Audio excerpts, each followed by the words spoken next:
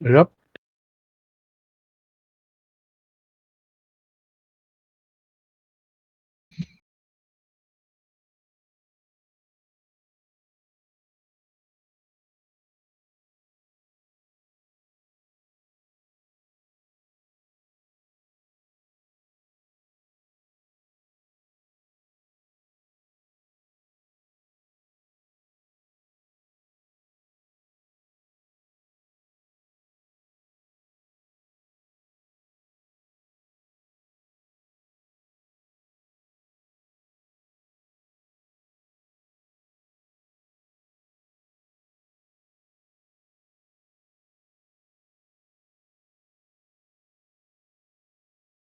And this is a lot of choices. Yes. Behold the choice.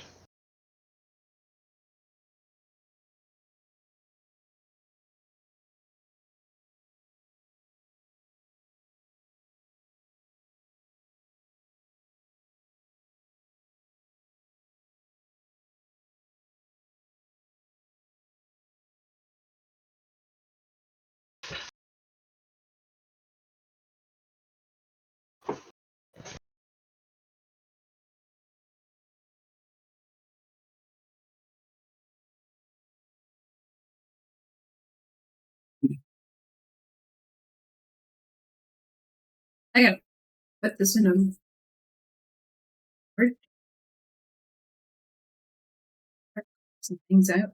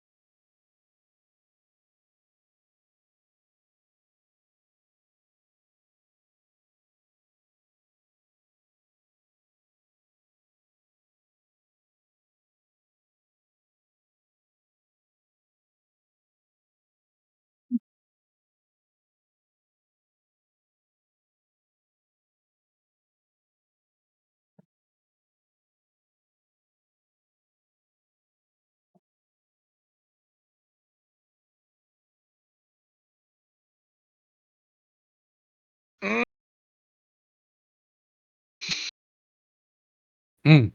Yeah, everyone's here because Million's not showing up. That's right. Yep. Okay, everyone's here. There's stuff to pick.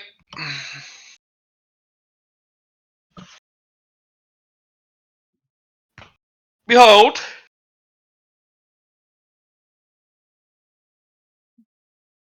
The promised prizes of the 10th floor. If you were promised something, Mhm. then you get it.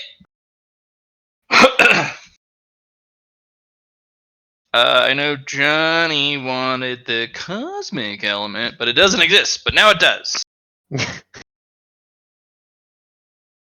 Johnny. Yeah. That's right, Johnny. Ooh. Get your Canadian booty over here. Hey guys. Said Johnny. Howdy. Johnny, go ahead and add the cosmic element. Cheat sheet, yeah, you know. I haven't. Yes, did. Yeah, okay. Were you promised anything else? If you Nope. I was. That's all I asked for on the fifth floor was to say no to the reward for the fifth floor hard boss and gain a cosmic element for the completion of the 10th. Done. Allie, were you promised anything? Nope. Okay. Eastlake. Nope. Or sorry, Ash and Fur. Ash. Our Lady of Moonlight promised me something if I made it to the 6th floor because of the thing I had done in the town before. Mm-hmm. And I said, just give me what you want. And her reply was, we'll see how far you make it and then I'll decide. Mm. Okay, you'll get a spell. Neat.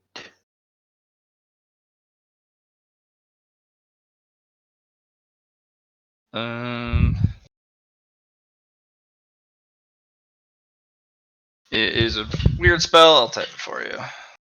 Thank you kindly.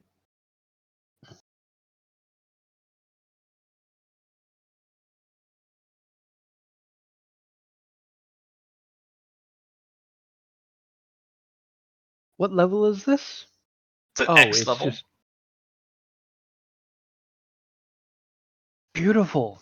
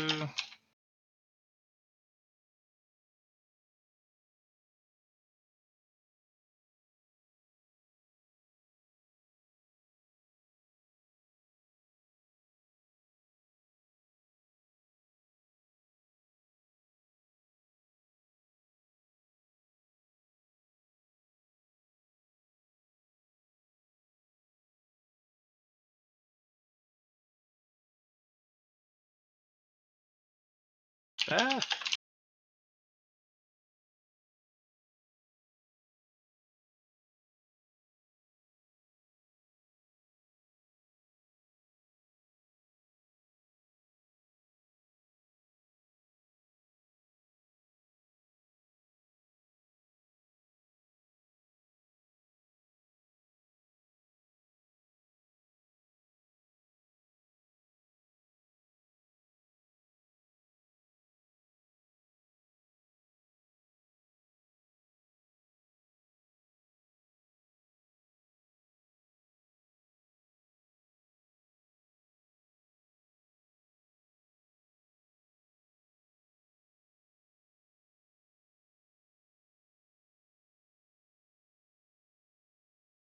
Uh,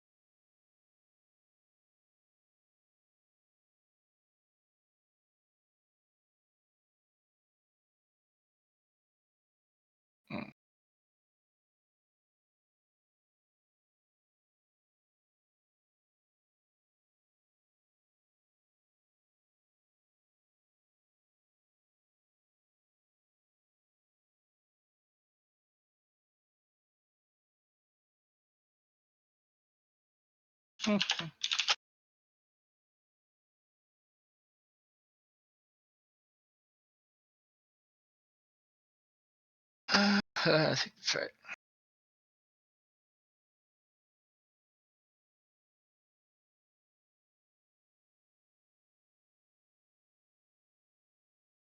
Eek.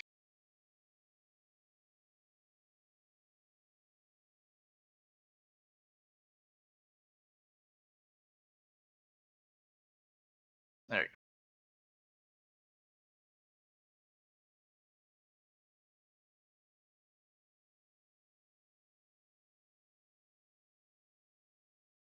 There you go.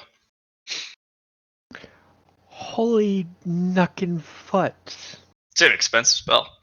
Yeah. But I can cast it at level 7. Yeah, but that'll be your spell for the day.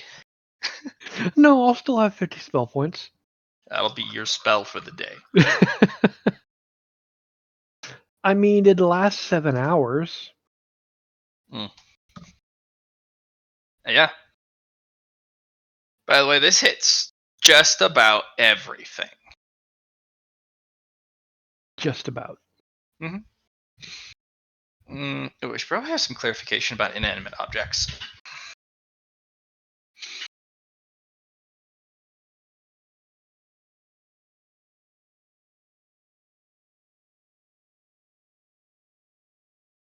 Well, I have a fuck that city in particular spell.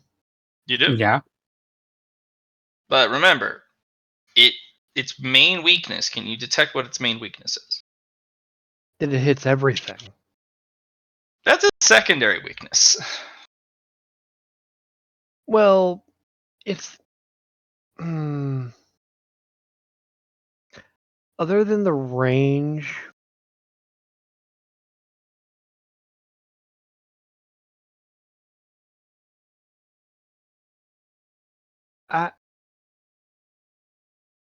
I mean, I don't really see a weakness.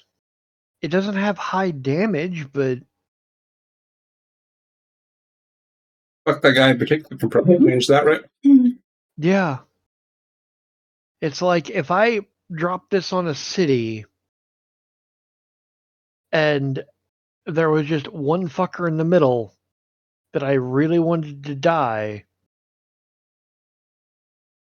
fuck that guy in particular on this spell, and oh dear God. But OP. for those who don't know, I got a spell called Comet Fall. I'm so proud of you. Mhm. It cost 100 mana per level that I cast it at. But everybody within the radius, which is 100 meters times the level, takes an exploding D10 plus 1 true damage per level of the spell when hit, and the spell lasts for an hour. Inanimate object structures and terrain takes the level of the spell times 10 plus 1. True damage per turn to everything in range. I see. I see the weakness Trees, now. rocks. No, because it is 100 mana per spell rank. If you cast at level 4, a simple counter spell can counter it and deactivate it. That's its weakness. So you have to take advantage of its weakness by having no one know you're casting it. Yeah, well, it's anywhere in sight, so that's the real thing. They can dispel it. You They want to can take a day dispel of the rest? but I think So after what- the first, I think so the problem what is you're- after. Go ahead. So what you're saying is I cast it at level 6 and then supply an autonomous feature with 150 spell points to automatically counter any attempted counters. there you go.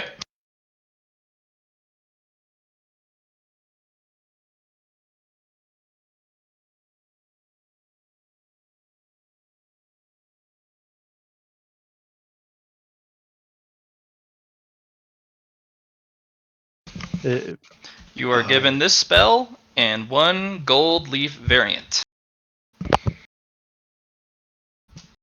Define a gold leaf variant. It's on a piece of paper. It's on a magic scroll with gold leaf on it, which means it is 100% correct. And any caster who reads this scroll is consumed, but they know the spell perfectly. Oh, so I learned the spell and I also got a piece of paper to where I can teach the spell to somebody. Yes. If you know how to write gold leaf, you could, with the right paper, which will be very expensive along with the die, make it a gold leaf as well. So you could basically copy this and sell Well, it. I already know how to make gold leaf paper. I just don't have the materials because I figured that out from Artificy a while ago. All right. That is what you're looking at. That's what you got. Comet Fall. That's your special snowflake. Yay. Okay. All right, let's go through the stuff.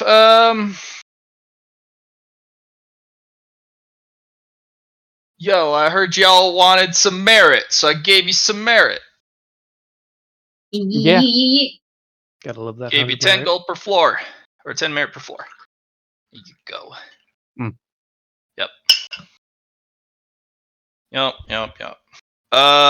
Everyone gets 1 upgrade to a divine item. If you don't have a divine item, I'll give you 1. Mm-hmm. Yeah. What is my Fear Blade considered? Treasure grape. Treasure grade? The whole set is treasure. There is something that'll upgrades a treasure grade I thing. want it. I want it so bad, but I also want my quest locations. Yeah. Remember, we're just going through the everyone gets this. Okay. So, Suze, start with you. Do you have a divine item? I do. I have the bow. I have the Gossamer orb, and I think those are my only 2. Okay. The other thing is a thing, so I can't really say it's an item. So Yes. You can either have 1 upgrade to one of them, or I'll give you a new one. yeah, I'm thinking. You want me to come back, or do you have Yeah, something? no, keep going around. Keep going around, Okay. Robin. If we It's if I don't like- got something, go to the next person. I know your mind's been spinning for over an hour. Yeah. We're going to upgrade the Divine Lantern. Good call. All right. Do you want another keystone spot that you can fill at whenever you come across it, or do you want something now? We'll give it another keystone slot. Because it has... Okay, so I know it has... I've used 3 keystones of it. Mm-hmm. I don't know how many more it has, but we'll give it another slot. Okay. It matches the number that is Ziki. Mhm. That because each of the gods have a number attached to them. It's very, very uncommon knowledge. Mhm. But for him, 7. Now you have 8 keystones.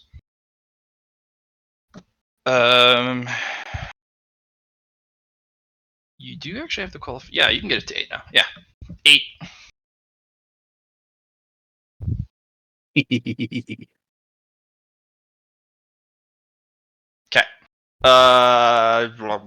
Ash. Mm-hmm. I'm gonna upgrade my little buddy. Which one? My spell book. Okay. The spell book that was the God of Magic's spell book before he became the god. Okay. It'll leak mana that you can absorb every turn. It leaks 10 mana every 10 seconds.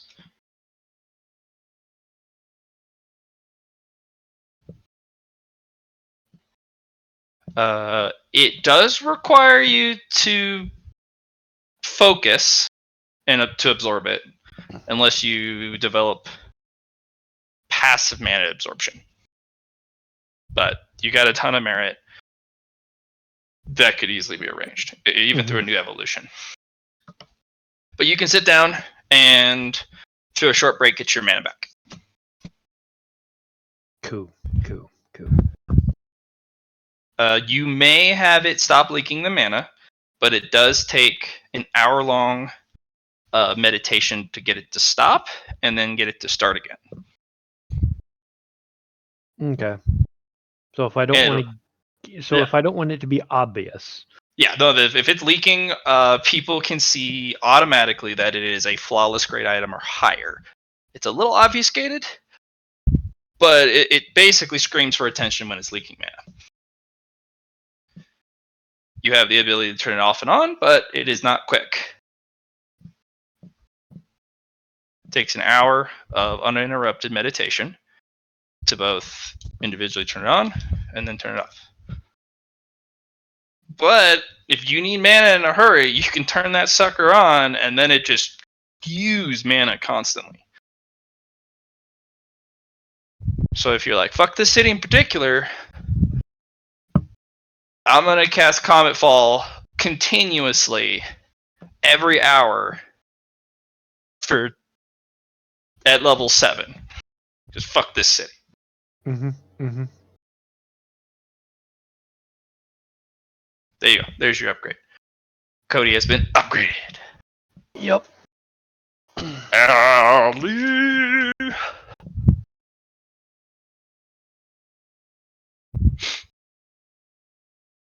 Allie.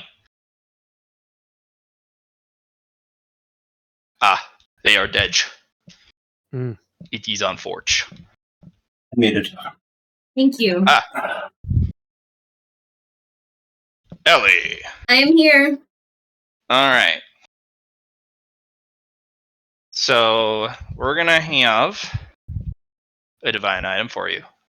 Okay, I don't think you have one yet. No, I do not. Okay.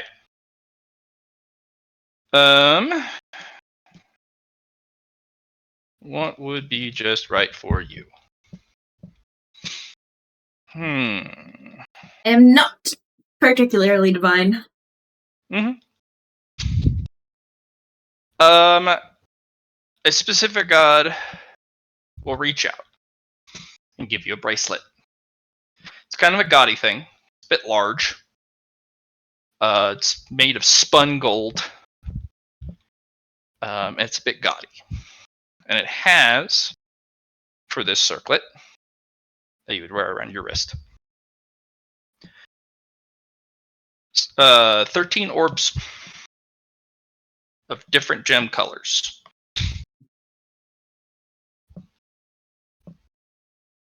Each one of those possesses a... let me write this down actually for you. Has a bit of an angry thing inside each of the orbs. All right. Hold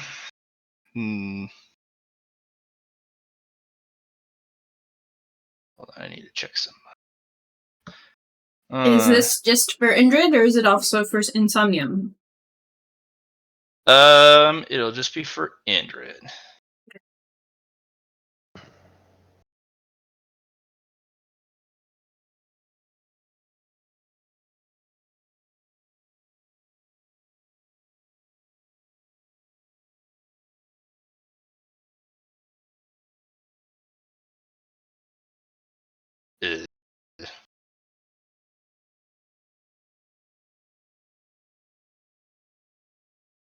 Okay.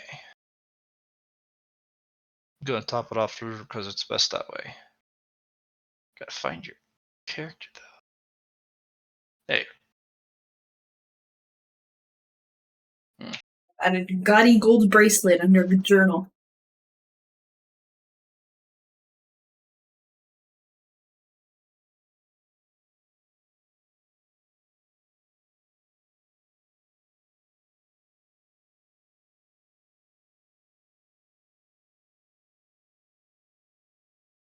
Has Luna gotten her bone?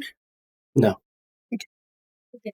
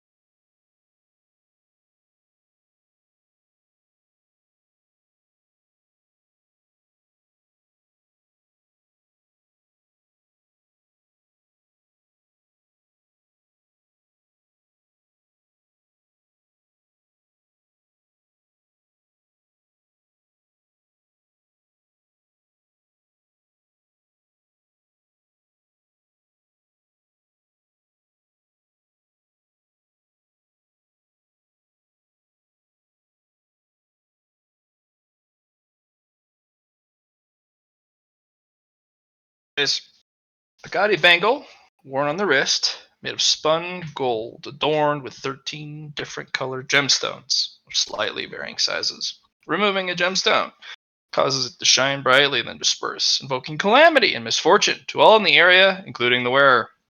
Each gemstone has a hidden but predictable type of misfortune stored in each. Learning what each does require the user to activate the gemstone first. Once the last gemstone is used, they will replace themselves at the next eclipse. Nice. I like it. Yep. Very chaotic. It came from the god of evil and chaos. Excellent. He liked your style. We're BFs now. Yep. He has given this to you. Some are severe annoyances. Some are basically a mini Ragnarok in a very localized area. You don't know until you pull one out and go, bippity boppity, we're using this gemstone. And then you gotta find out what you did. Better figure out when the next eclipse is so that I know how fast I need to use these things. Mm.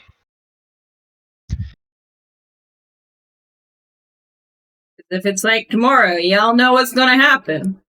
No, it won't.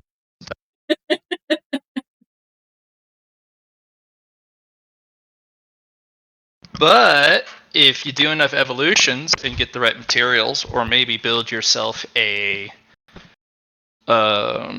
legendary monster ability, you can cause an eclipse with the right build and gear. A moth eclipse. Maybe you don't like. Oops, sorry. Maybe you don't like somebody in particular, and you're like,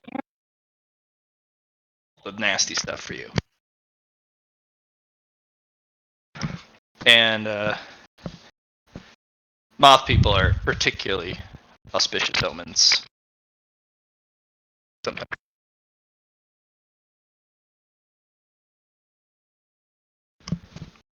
But yeah, as a herald of doom, God of chaos and evil's like, I got you, fam. Whenever you want to bring calamity and ruin, or just extremely frustrating annoyances to your local area, I got you. Excellent. Yep. We'll be done. Yep. Hold on. Use as a full action for pulling the gemstone off. Okay. That's good to know.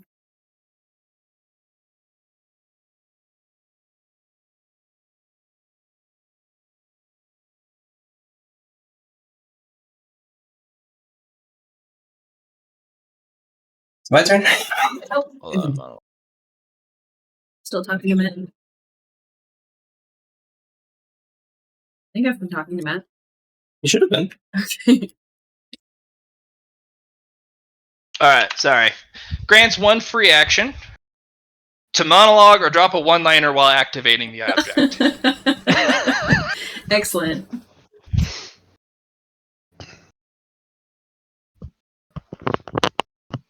That way you can be like, prepare for your doom! Everyone's got rocks in their shoes. Ah, shit! Ow! I don't have That's shoes. not the right one. Joke's on them. You basically feel like as if you just stepped on a Lego. That sucks. Yeah. You're like, ow! Oh, gosh. You don't have shoes, you have a little, like, spiky burr in the bottom of your foot. And you It's pull even it out. worse. I know. Alright. Johnny! Yes. It's your turn.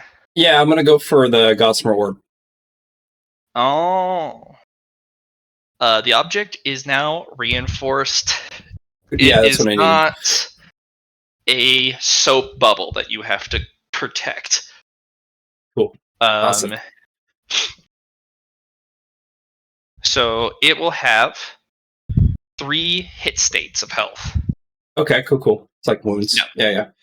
Mm-hmm. But not wounds, but more like the it's the got boss death mechanic. save is what it's got. Yeah. So it's got 3 hit states of health. Each time it loses a hit state, it goes invulnerable until the next start of your turn. So it becomes basically invincible. Okay. Do these hit states recover, or are they just one-time uses? No, they do recover. Okay. No, let's get into that. You can use Ethereum to recover a hit state. Okay. But using Ethereum recovers all of the hit states. Gotcha. Yep. Or you can bathe it in light that is treasure grade or higher for an hour. Will restore 1 hit state. It doesn't consume the item. It just you need a light element treasure grade object to shine its light on it for an hour, and it'll recover a health state. Cool. Awesome. Yeah.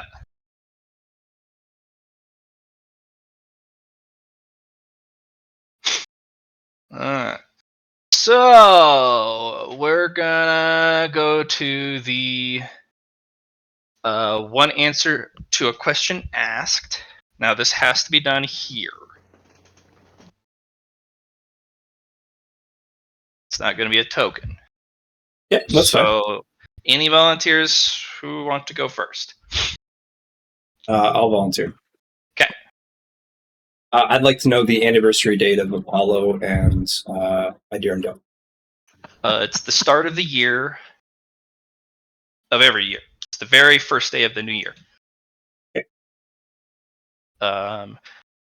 They do celebrate their anniversary twice, though, which is different. They celebrate it on the summer solstice, honoring Apollo, and the winter solstice, Yeah. honoring Idirondale. Gotcha. If you do it exactly at the right timing on the right day, if you grant an offering that would please the individual you're offering it to, you can get favor tokens here. It's almost a guaranteed way of gaining favor tokens of that god. Oh, cool.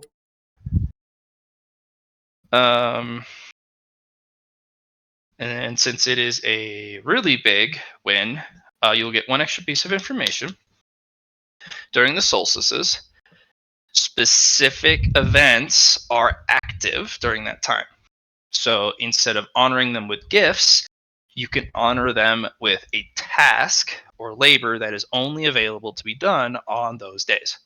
Cool. Which means certain areas open up, certain dungeons are active. In fact, the Skyholt dungeon opens up on those days through the back doors, Okay. back rooms of the dungeon, Yeah. where you go through the maintenance halls and the mechanism rooms and the storage facilities for all the golems. It's the spooky route. Spooky. Yeah. That will be open on both of those days. If you go on Apollo's side, it'll be Apollo themed, but it'll be well lit. Mhm. And it'll be more of a dungeon crawl. Whereas if you go on Dirondale's day, it will be a horror show. It'll be completely black. And it'll be a terror dungeon instead. Cool. Yeah. But if you honoring them by doing tasks or interacting with things that they have constructed together.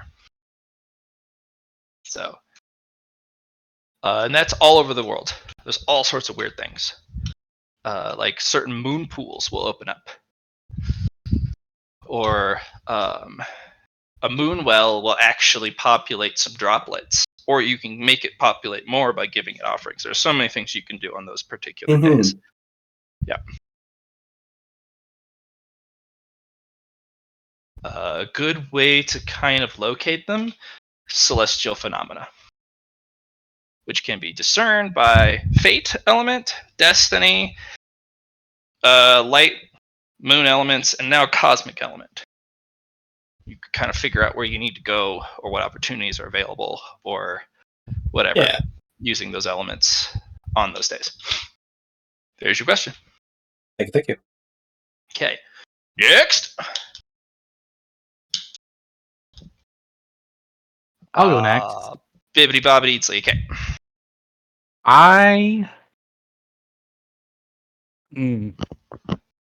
I'm not sure if they're going to have it, but I'm going to ask how one would become a demon prince.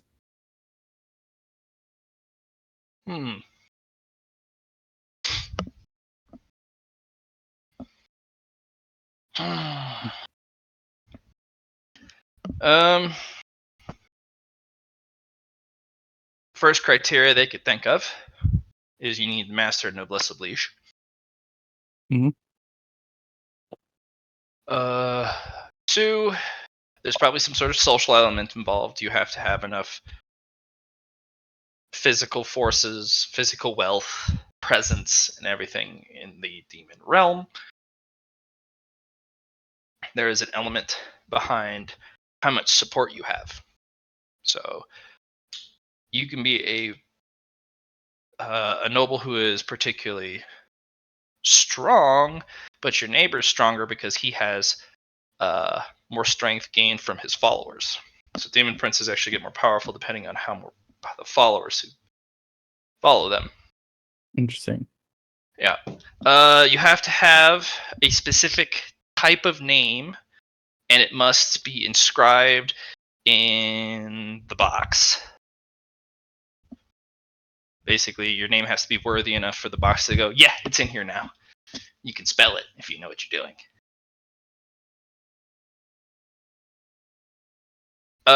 You cannot possess Aether Mhm. or a monster core.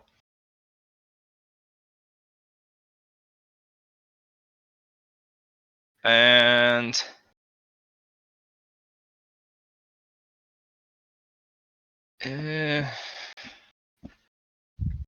your primary realm would have to be the invader's realm. Mhm. So, quite a few things. As a warning, it would make you an enemy to this plane and an enemy to all the gods. If you become a demon prince, you will be immediately forsaken by the entire pantheon, and they will have hostility towards you immediately. So it'd be like starting a new character. Interesting. Okay. Yeah. Let's see. Ash, I'll let you sit around. What's your question? I'm gonna go for something a little more simple and yet complex at the same time. Don't you dare.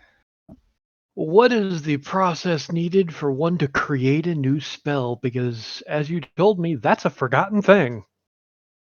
It is a long, arduous process that must be taught. There is a record that you can get your hands on in the library, in the forbidden area, the fable. Okay. Otherwise, you could potentially utilize a gold leaf. But that type of spell creation falls into about 3 different categories. One of which are basic spells, ones that go through 1 through 9. There's no basic spell above level 9. Mm-hmm. You have the advanced tier spells, which are levels 10 through 18. Yep. And then you have the elite tier spells, which are the spells that are determined by how much mana you put in them. They are the X spells. Mm-hmm. Any spell that has X in its level and casting cost. Okay. The basic and advanced tier are considered what do I call those? A very rare or secret class or role spell shaper, an advanced spell shaper. So you can pick that up as a gold leaf. Mm-hmm. The elite tiers is above that. That is a ultra rare or ultra secret class or role, which you could get a paper for, but it's not gold leaf. It's not even silver leaf. There's some key missing pieces of information. You'd have to puzzle it out.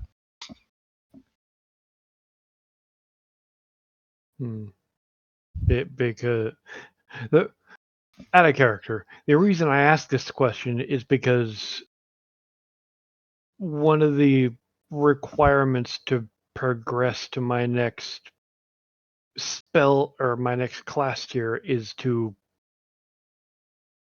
create a new spell of 16th level or higher. Yeah, you're crazy. Yeah. So you're going to need to have the advanced tier spell shaper. But to get advanced tier, you have to have basics, the basic variant. So just the spell shaper. Mm-hmm. But it's not a class, it's a skill, I'm guessing? Not necessarily. It is a secret class that supersedes that of the mage. Mage, wizard, sorcerers, they all rely on currently established known information. Spell shapers override the current class, and are basically either a mage, sorcerer, or wizard as the core foundation, but which allows you to use already known spells. You just can now make your own, so it's the better variant. Like the Wanderer stuff? Kind of like the Wander stuff, yeah. Okay. You need the basic one to get to the advanced one, and then the advanced one to get to the elite one. So, all right, Allie. Yeah. Question. Yeah. And my question can be, how to make my way to the Field of Lost Dreams? Yeah, it can be, sure. Okay. Field of Lost Dreams is actually pretty easy to find, but only after you've completed the raid tower to the 10th floor. Otherwise, it is not open. Field of Lost Dreams opens once a month while the tower is cleared. When the light of the sun glances off the top of the tower, creating a prism field like a rainbow, because there's a crystal on the top. Normally, the sun will be collected by mirrors and projected into the storm side. Normally, that is the breach in which Excelsior can get through the wall of clouds, through the prism doorway. But if there's no wall of storm clouds, it then can travel all the way across and be received on the far side of Adirondale side.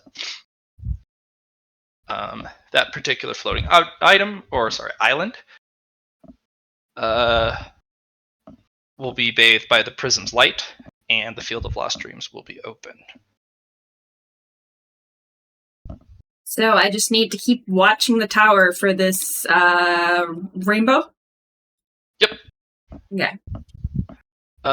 It actually is, people swear by it because depending on the angle and the vibrancy of the colors in the rainbow prism light, they can tell what day it is and what time it is. It's a clock. Oh. No. On the first day of every month, that's when it lines. Oh. First day. What day of the month is it right now? You got about 3 days before the first of the month. Okay, awesome.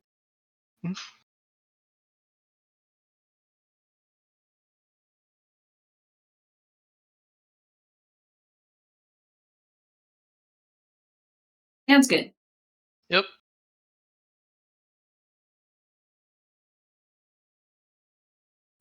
Right. All questions are asked. Good. You also will get a divine quest: Sun's burning shine, Moon's nether glimmer, and the heavenly order. The details of that quest are further down.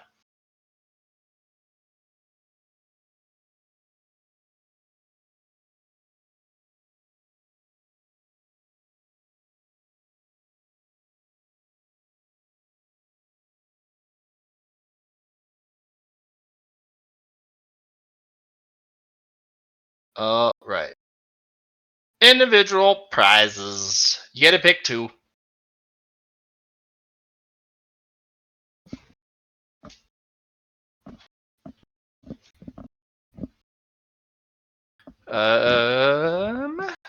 Some pretty spicy ones. Picking 2 is very hard.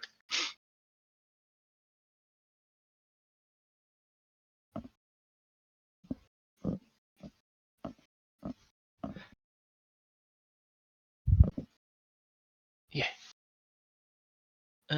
Anyone kind of already know what they want? E. Read the Allie post. already knows. What do you want, Allie? Bam. I want to know where the City of Dreaming is, because I need to go there for a quest. Okay. The city dreaming. Yeah. All right. I also want to upgrade my sword. Uh-huh. Your sword.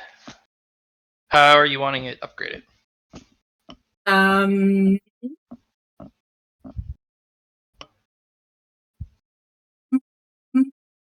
Will my new BF make it into a divine item? Mm-mm.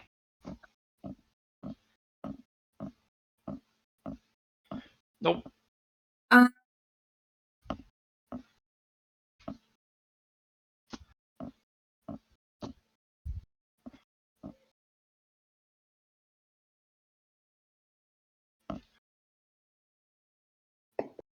You could allow it to collect fear, like you did with your mask.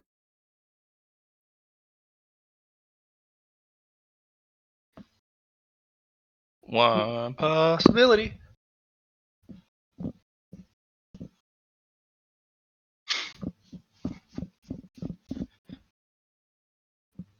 Can I make it so it will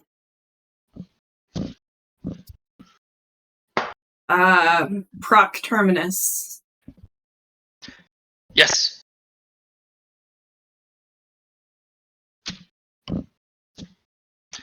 Wait, don't you have a perk that causes terminus? Exactly. Yeah, I need a way to proc it.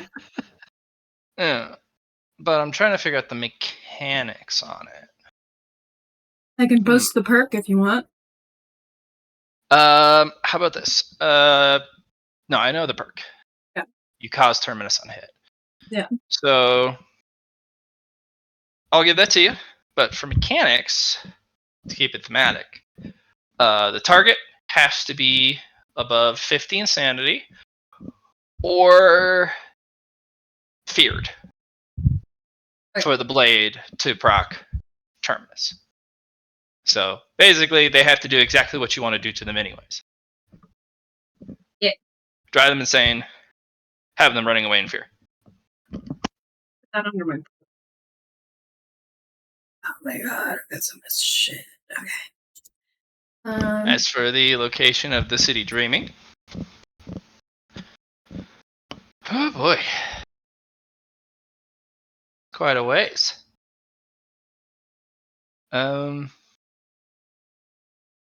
Insomnium will be given a bottle. One of those large clear glass bottles. Has a ship in it. Ooh. The ship will always sail in the direction of the city dreaming. Okay.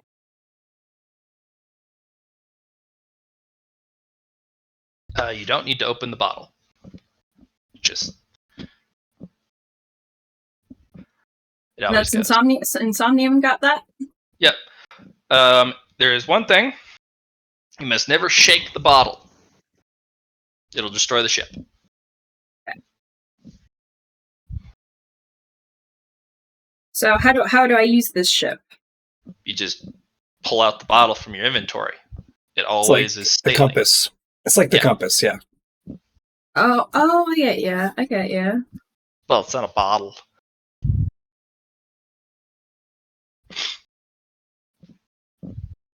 All right.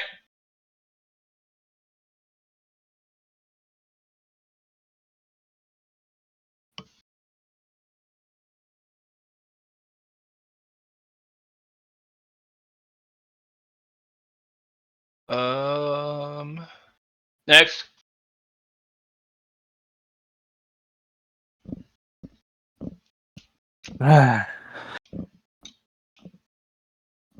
So you see anything on there that you're like, Yeah. I'm going to get a ticket to Divine Realm. and an etherless material. Okay.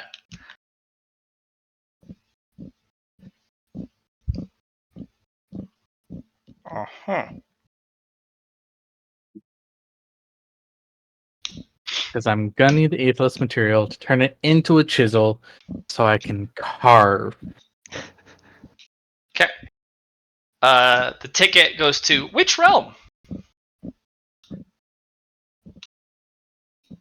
I think we know where this is going. Really though, come on, come Well, on. you may have a weird plan that I don't know about. Maybe you need to make a pit stop in someplace, because the Skyhold is Idirondale's and Apollo's Divine Realm. Yeah. Zeke sure has his, but you have the means of getting there. I do. I have the means of getting there, and I have the means of getting there through the tunnels. Right. Which is what I'm going to have to do if I'm going to So lug that I thing. wasn't going to assume, because Question. you already have access to Yeah, no, Zeke's place. that's fair. Okay, here's I guess a more refined question for this. Sure.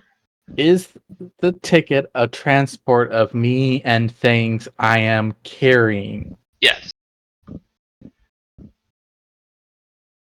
Man, do I just make my life easier with the tickets? It would definitely get rid of the travel time. With the travel The time, ticket it's will part not of. move aetherless objects. Damn it. Okay, then make my life easier. Then, I I won't take the ticket then. Ah. I have a request for Anafenza. Okay. 1 month of martial training. Okay. Done. It'll start immediately. You cannot leave until it is completed. Your family will have to either wait or go about their business for a month. They can go about. Ooh, counterpoint. I have a question. Is she ageless? Yes, Awesome. they're a spirit.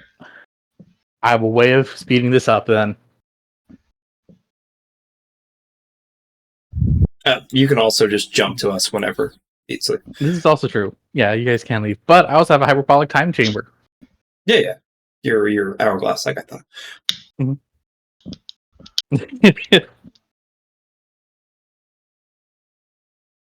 You gotta be a little cheeky, but it works. Actually, that'd be better if we just go into the hyperbolic time chamber and then train for a month. Yeah.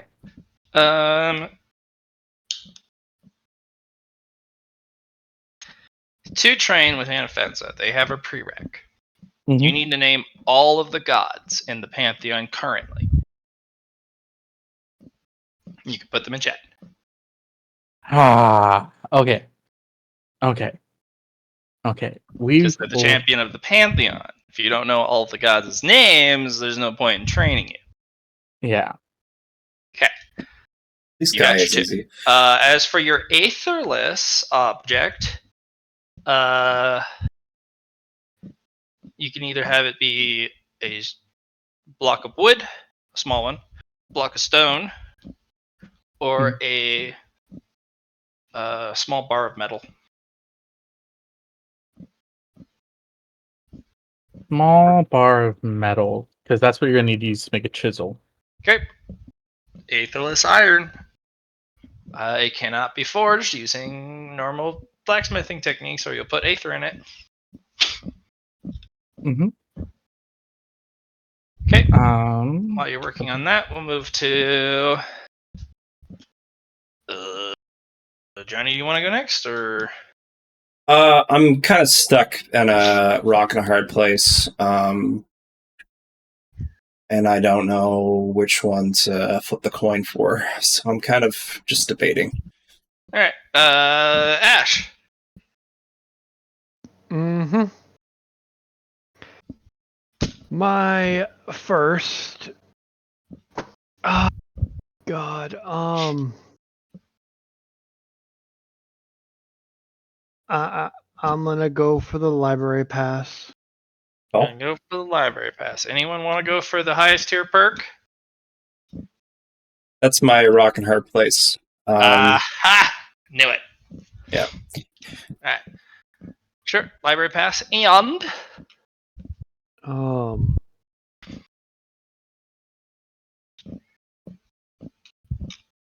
I'm going to. You know what? I remember it now. When we met Anafenza that first time, I asked if I could come back and visit and have tea at some point. Anafenza told me if I win, to request a tea set. there you go. So I will request the tea set that Anafenza told me to request because I could Nice. invite anybody, literally anybody, to it. Yes. Okay. I'm gonna be the random fox that invites Anafenza and random gods to have tea every once in a while, just for the shiggles of having tea. Alright. What am I Alright, calling Johnny. this tea set?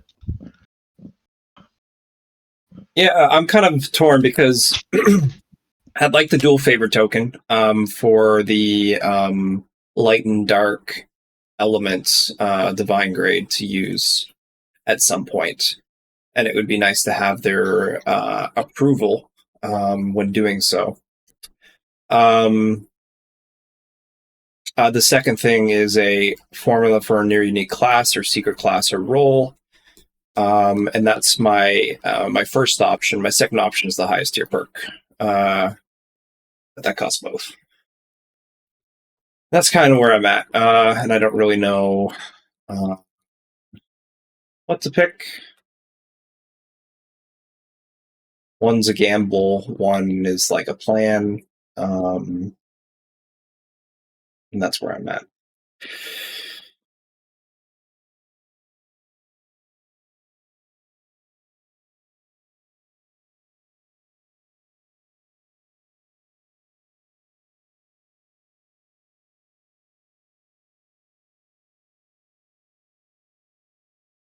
Perk though, I can't even use it yet. Still need to get another perk slot. All right, so GM. Ah. I have all the ones you've named, and I have the two, and I don't know the names of the two you haven't named in character.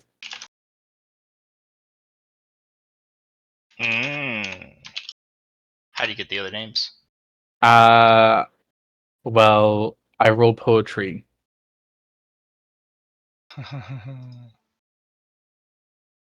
I Sure, it's don't written see in there 'em. somewhere. Someone's talked about it. Post it. So these are the ones that have actually been named to us in character. Um,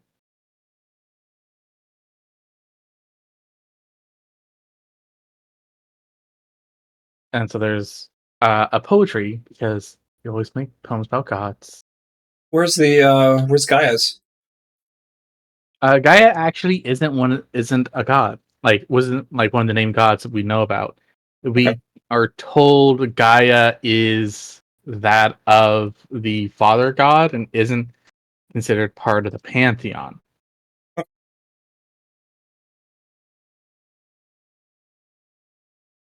Maybe part of the 13 then?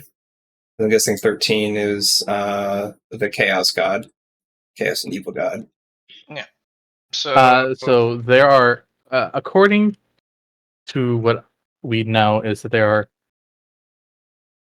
10 gods, 1 through 9, and Ziki either being 10 or 0.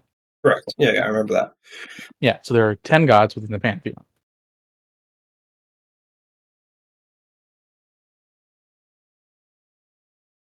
And then we have the gods that are outside the pantheon, which were Gaia and the God of Time. Oh, you didn't. Never mind. I was gonna say, yeah. Piece of water with health. Matt's just No. putting things Yeah. to the names. Gotcha.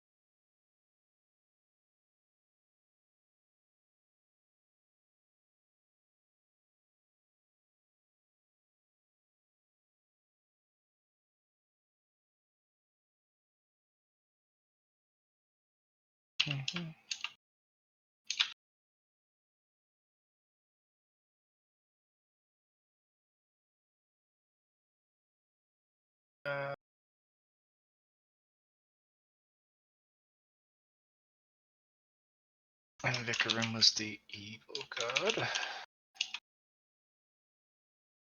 Mhm.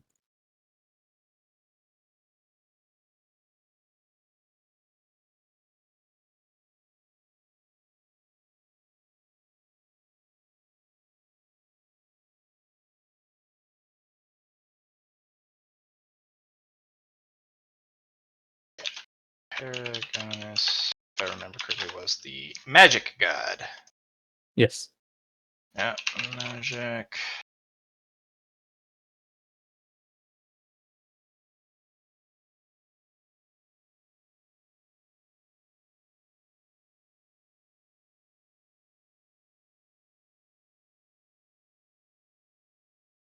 And then Sergatos.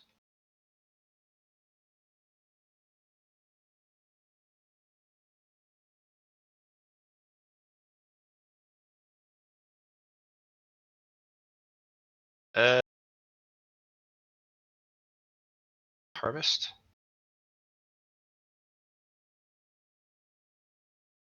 I know it's supposed to be Harvest, Earth, and Life.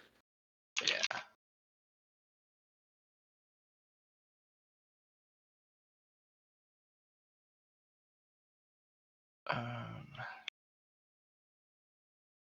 Now, Nova Harvest Life Scotia Fertility. got hit, Oh, how so?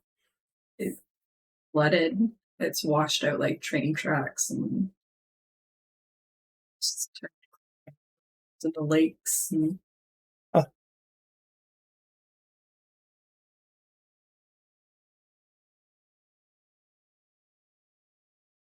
All right. Go ahead and roll me. You forgot the Two-Faced Reveler. Oh yeah.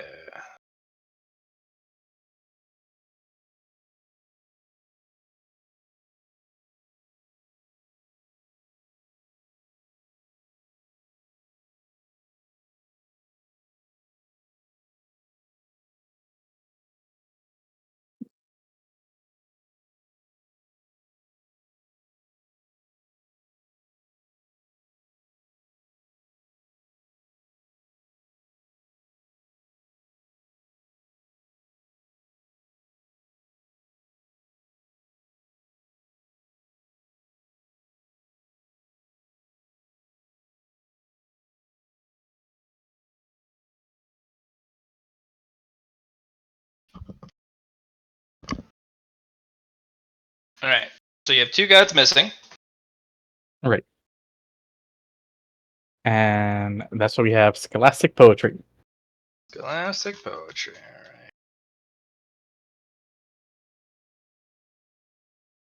All right.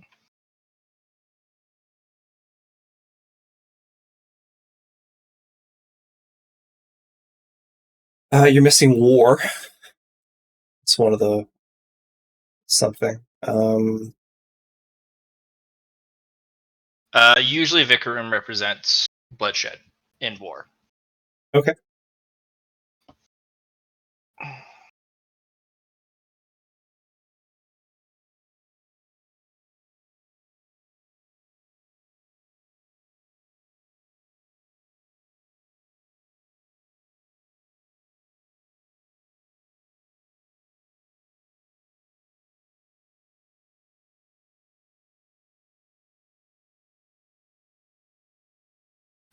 You have Lothalos, who is the god of order, purpose, and progress.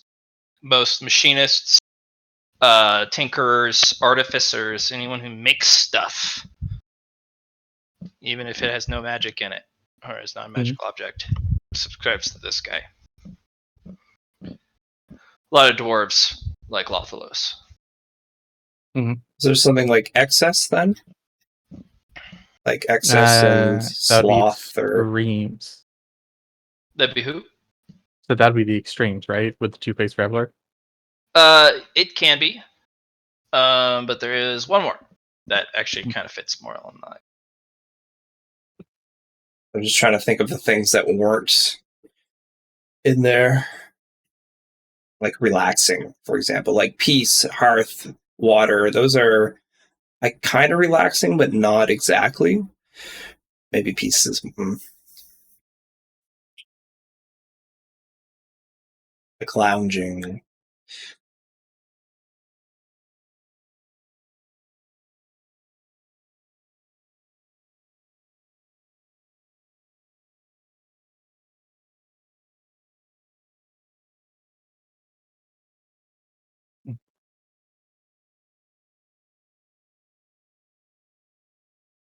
And then you have Telprivi, companionship, festivities, and travel.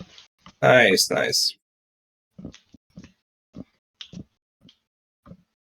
He is also the god of joy, Okay. happiness, Hence festivities.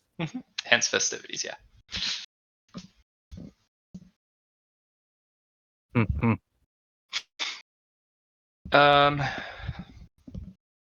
Now, each of them do have their downsides, because these are the major things they represent.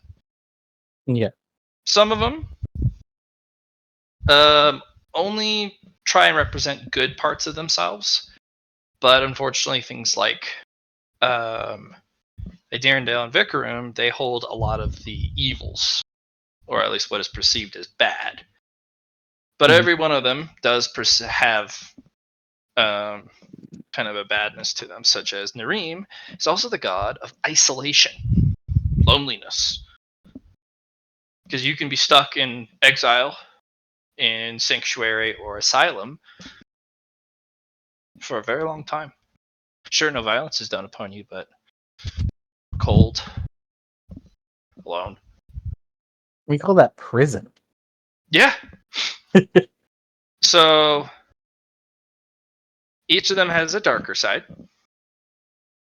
And of course, Idirondale and Vicarum also have their upper side. Vicarum loves to stir the pot.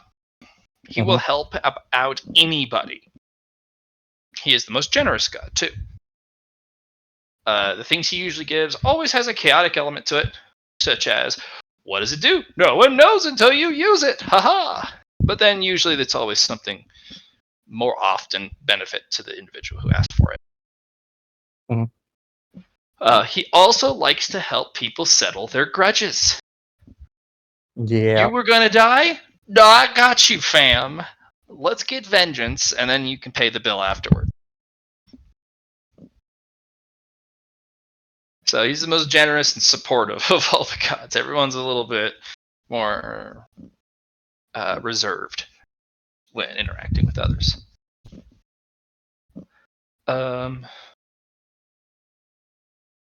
Adirondale is also the god of pranks and mischief, especially even if it's harmless mischief. They're also a god of obfuscation. They're the ones that hide the things behind the veil. They're the ones who made the veil, so you don't have to look at the things that would drive you insane. Sometimes ignorance is your only safety to certain things. So each of them have both sides. But overall, they're a pretty solid pantheon. From your poetry, there used to be a lot of gods.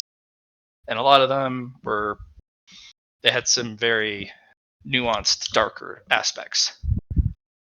Like Sobek. To calm the river. in which he, in the land in which he blessed, you had to feed his crocodiles. Sometimes livestock got scarce.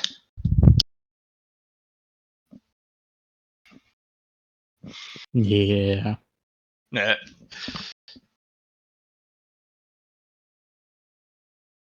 Well, there you go. Mhm. Hiya! Yeah. All right, so. Right, I have a question. Duh. The formula for a near unique class or secret class or role. Could it be a priestess of Apollo and Idirondale?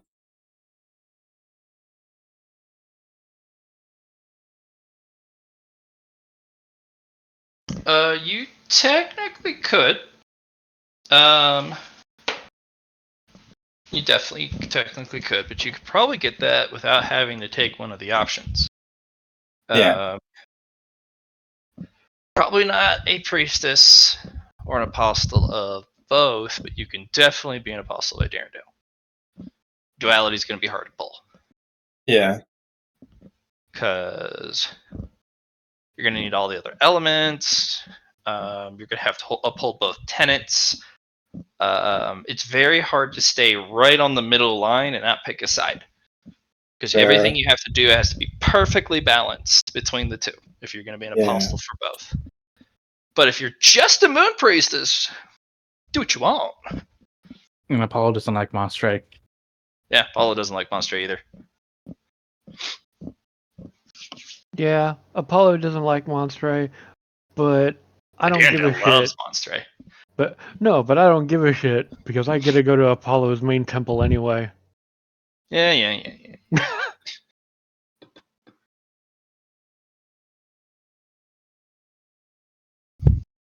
And I gotta bring you there. Yep. Yep. What's up? Would a witch doctor be on there? Witch Doctor would be on there. Yep. If that's what you want.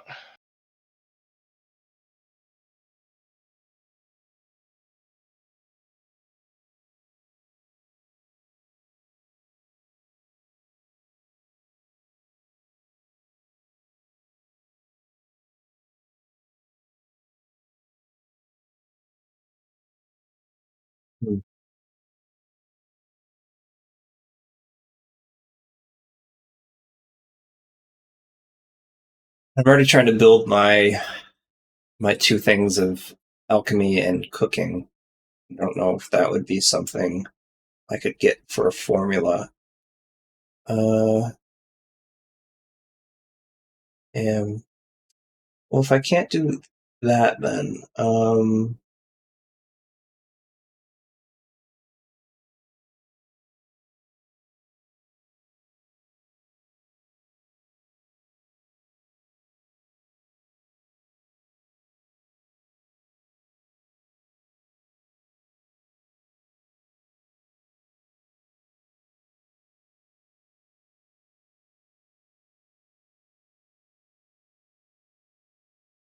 let's just go with the highest tier perk.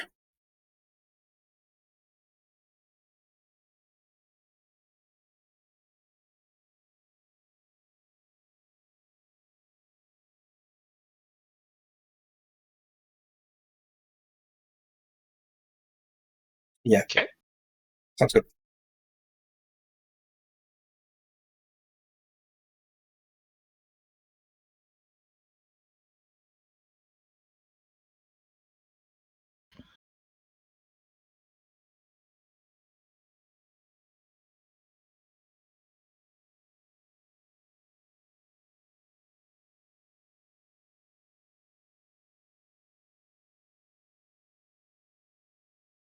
I have a thing for you. Cool.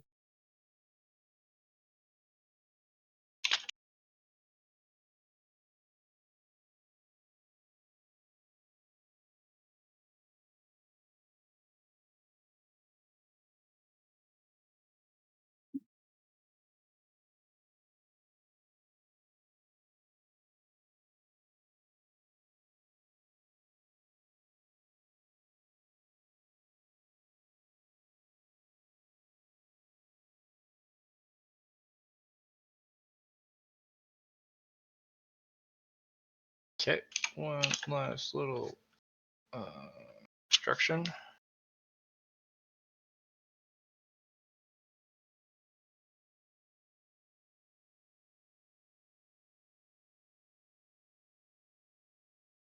Da-da-da-da.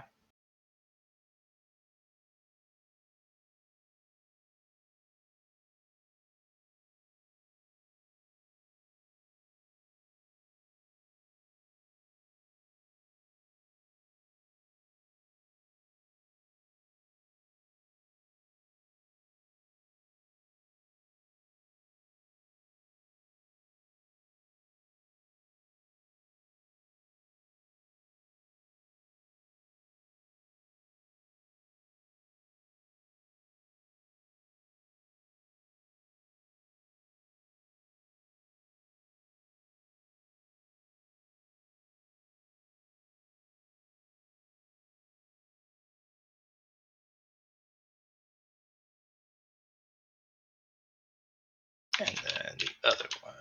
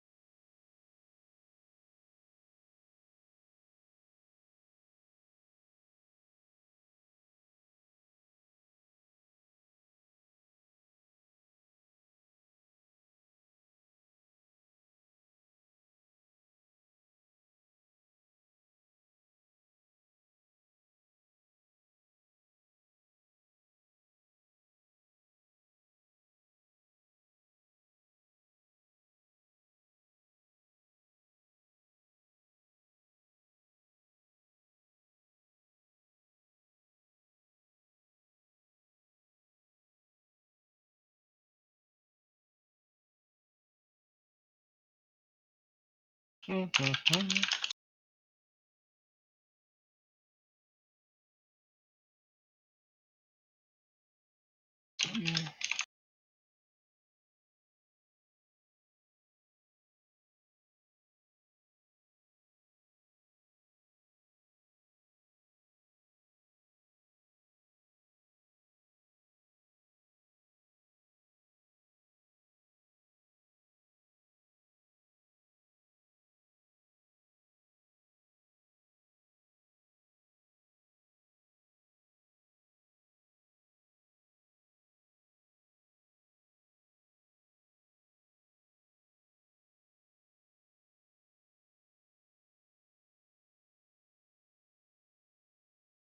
And it will do some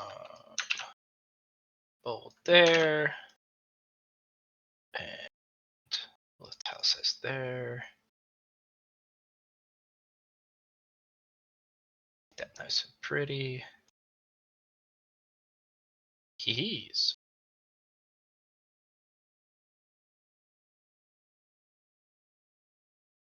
Johnny going for the big perk. 2 for 1, baby. 2 for 1.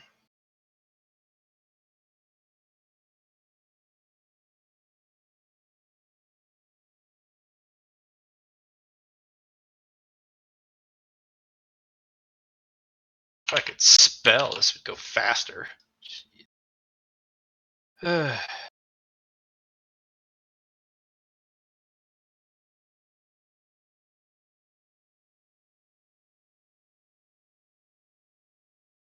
No bold, please. Stop that.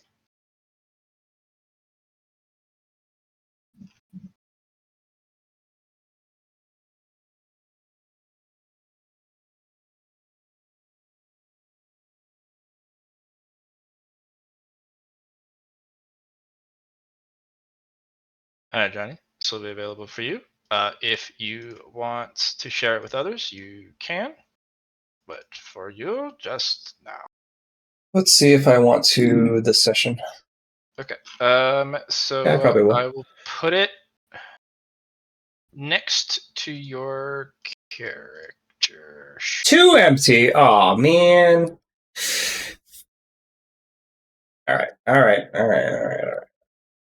You see it? Yeah, I see it.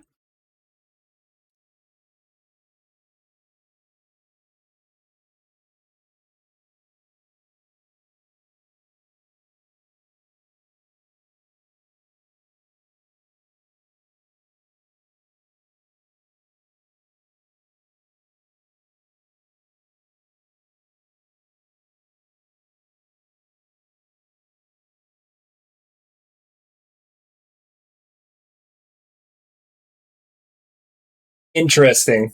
I need another perk slot though. So I'm gonna need like 3 perk slots total. Good luck, John. You got this. Well, you should have 2 right now. No, I only have 1. Are you kidding me, Johnny? Nope. All right.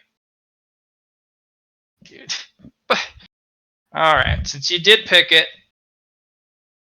All right.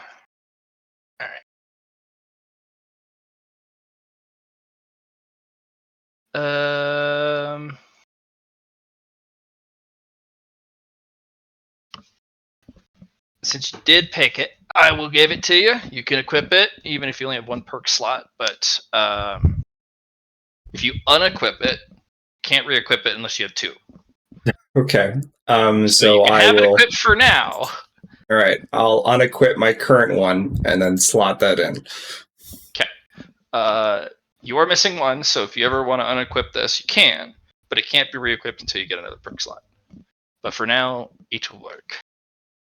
So if I get another perk slot, does it retake that new perk slot? It'll snatch it, yeah, to fill the requirements. But then you can take it off, and then And then put it back on. Yeah. This is what super tier perks look like. Crazy. Gets its own handout and everything. Yeah, gets its own personal handout. I found art for it. Mm-hmm. Very nice. It is very strong, so you can do quite a bit with it. It starts with a bunch of mysteries. Of course, figure them out yourself. Fortunately, you can potentially divine using cosmic element for the sun side and moon element and fate for the moon side. I think I got all the elements. Alrighty then. Nicely done.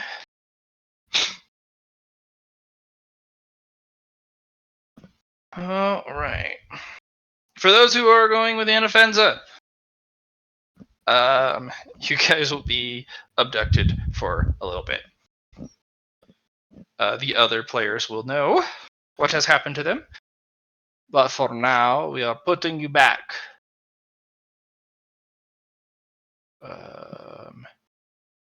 Well, Mr. Fox got snatched for a tea party, so he can't go do fun things. Well, I got snatched to be given a tea set so I could call tea parties. No, never. Are you wanting to do the tea set? Yeah, I totally wanted the. She said she'd give me a tea set so I could invite anybody I wanted to have tea. The joke's on Or you. do they- You have to go have tea with Anafenza to get your tea set. That's entirely fine. I will happily have tea with Anafenza. It was fun as all hell to sit in her lap and get petted. Yeah. And it's like, ha, I'm amazing. Alright, let's find... Right, this one? Found all my homies with the right art and everything. Alright. And then we can put you back on the old map.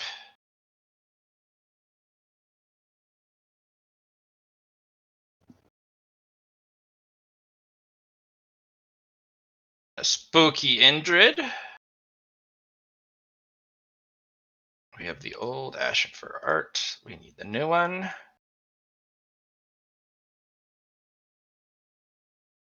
But Eatsley and Ash are getting abducted.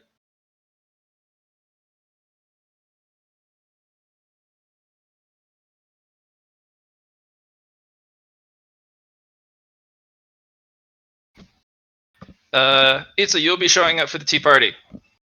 Okay. Ash, you were given the option to have your own seat or to sit in Anafenza's lap and get scritches. I am totally in Anafence's lap. As you kind of trot over, you get smaller and smaller till you're that little itty bitty fox. Yep. And bloop. And you get scritches. And sipping tea. Yum, yum, yum, yum, yum, yum, yum, yum. Mm-hmm. It's like Yeah. It's a pretty Spartan area. Think of a small cloistered garden. Mhm. Kind of a Roman style. So you have the pavilion that wraps around it that connects to the main building. Mhm. Your request is strange, but doable.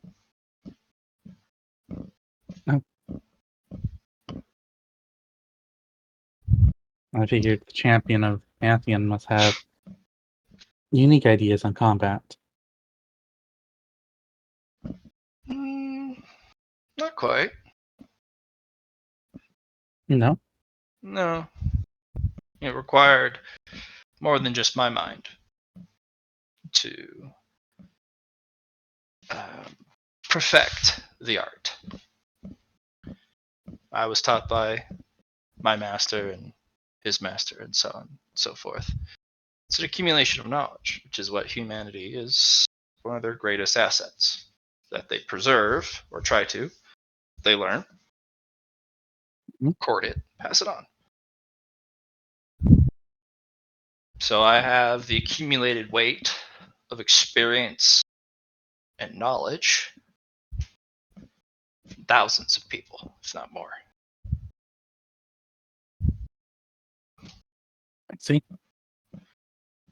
All kind of tempered down into a single teachings. My combat style is as basic as possible.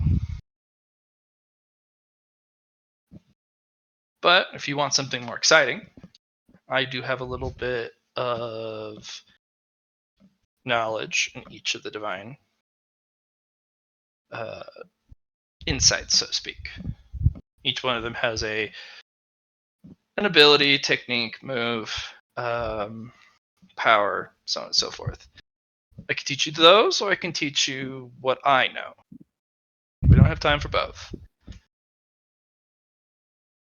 Teach what you know. All right.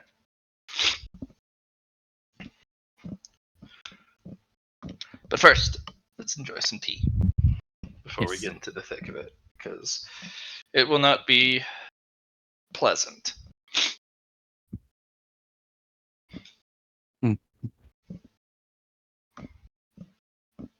We'll sit down and have some tea then. Okay. Any small talk you guys want to do?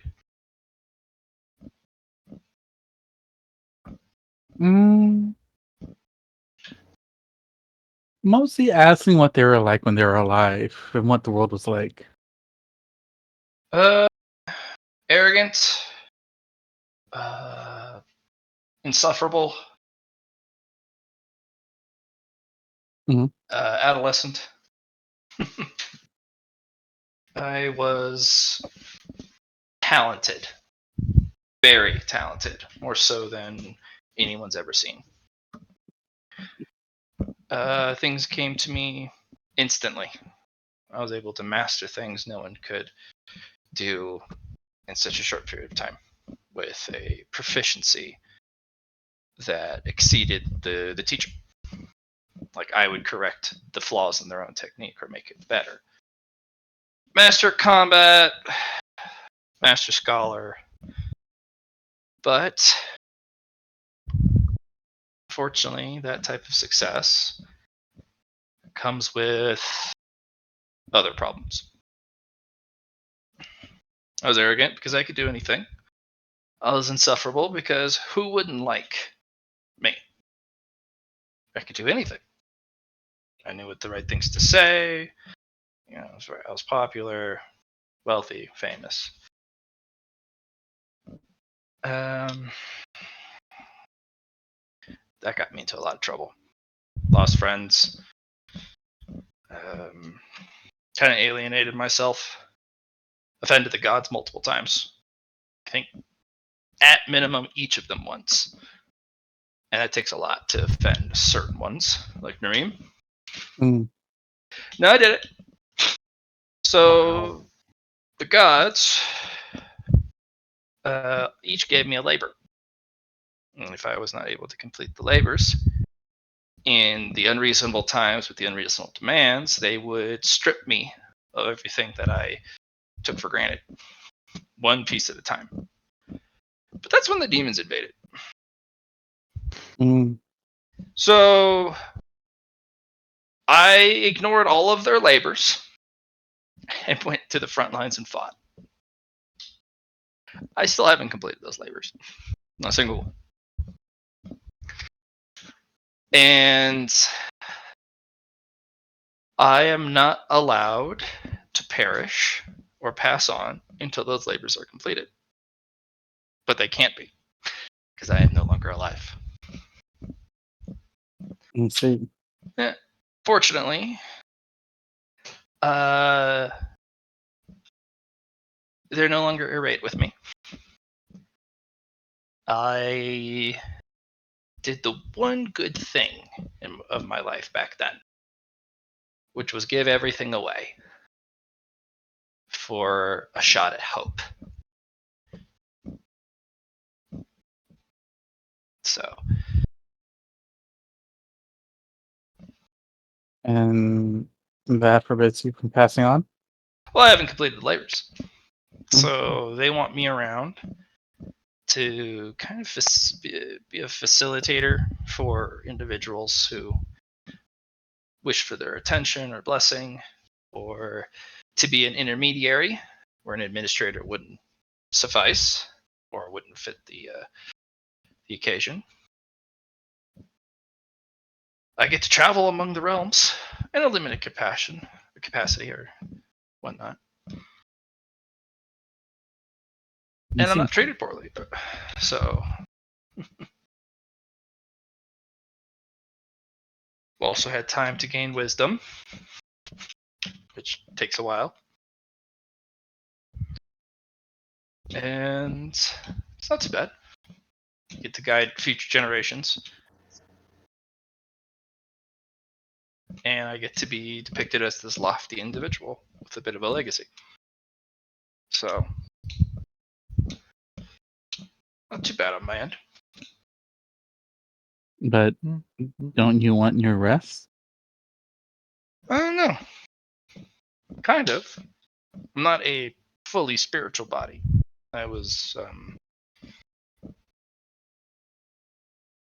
when I was imbued with the job or class of the champion of the Pantheon, it gave me this golden vessel to inhabit, which prevents my soul from suffering outside my body.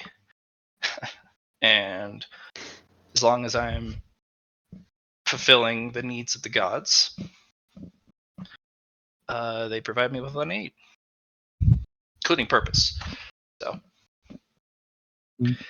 but the gods always remember I am not actually permitted to pass on until I complete the labors. I see.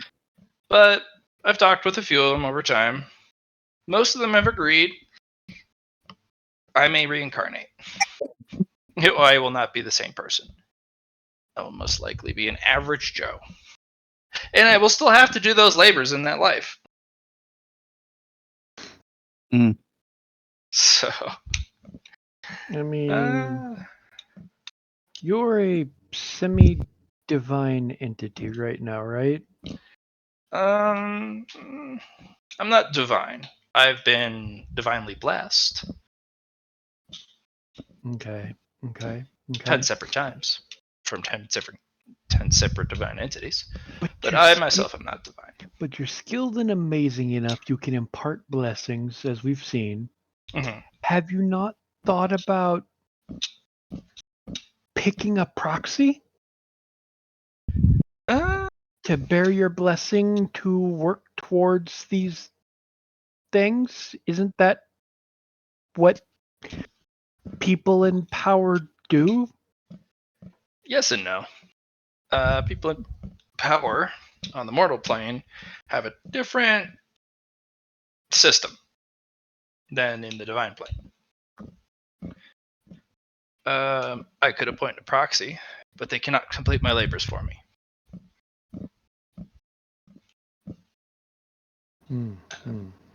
They would also be blessed and cursed to be my proxy. Because what you do is reflective on me, and that is reflective on the gods. So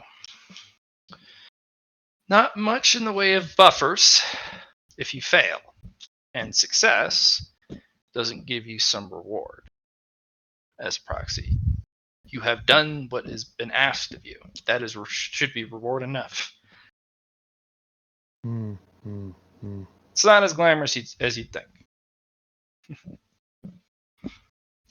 As for the way the world was back then, it's more wild.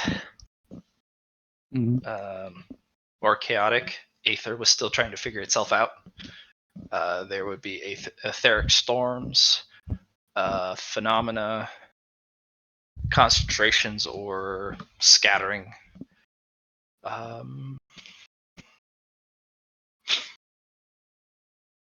The invasion, ironically, actually kind of helped it settle because we pulled hard on those areas that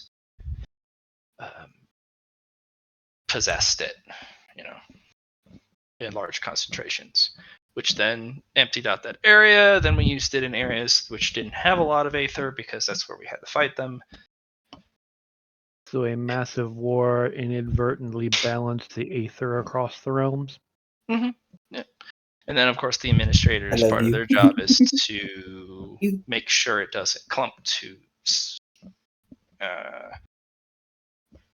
much. Yeah. And then not become static, because there are etheric flows, which actually help balance out each region. And if those etheric flows stop, then aether becomes stagnant and extremely nuanced in the region it is. We want a balanced aether that travels through all the regions, collects all the elements, so anyone and everyone can use it. Got it. Yeah, but if it becomes static, say like in your desert region, which primary elements are earth, wind, fire? Yes. It would become individuals who are earth, wind, and fire would be the only ones who could exist there. And that would be the only type of aether you could draw from that place. Let's see. Right. Which would also prevent specific types of critters from showing up. That would be off element. There are certain pockets within each of the regions that are static, and that's where you get extremely potent growths of specific element crystals.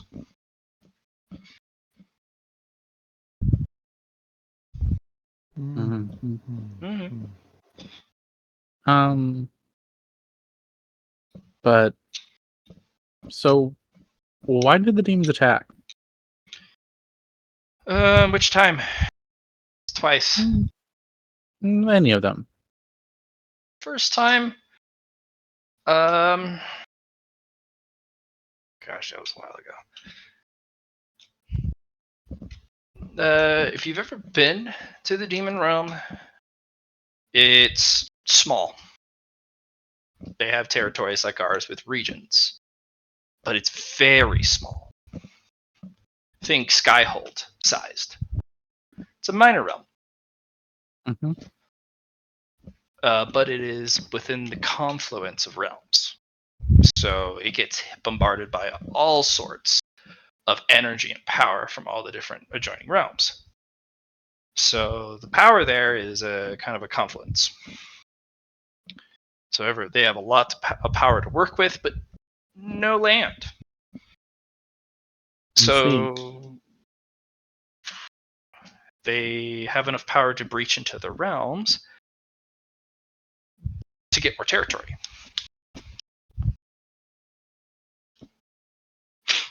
But not enough to create more land. Nope, they don't have gods. Interesting. Nope. And their kings or princes can't just conjure more land? Not really. There are artificial floating islands or territories they have built, but it's really gross. When there's too many people, they're particularly good at culling the population. Mm.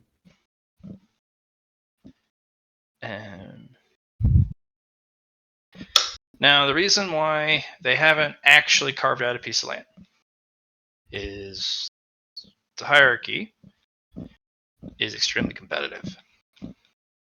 Being chosen to go invade is an honor because you would be the first to gain more territory, but it exposes your territory at home to the other who didn't get picked to lead the charge for new territory.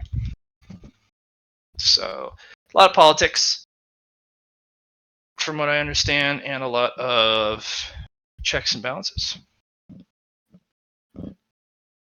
Because if you gain new territory, you're most likely going to lose your old one, your base of actual power, to the others who aren't currently invading and they're just waiting at home. So usually they try and put a coalition army together, which means a lot of different demons, a lot of different power sets, and there's a whole bunch of them. But it's very hard to get them to work together.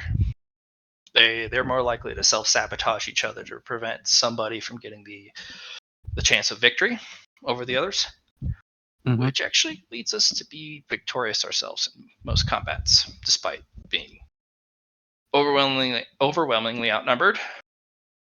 And most of their more powerful demons are far more powerful than anyone we can come to bear or bring to bear. So, yeah, greater demons are a huge problem. But that's where teamwork comes in. Like the Fearbringer armor. All the Fearbringers donned the Fearbringer set, and when they team up, they become Fear itself.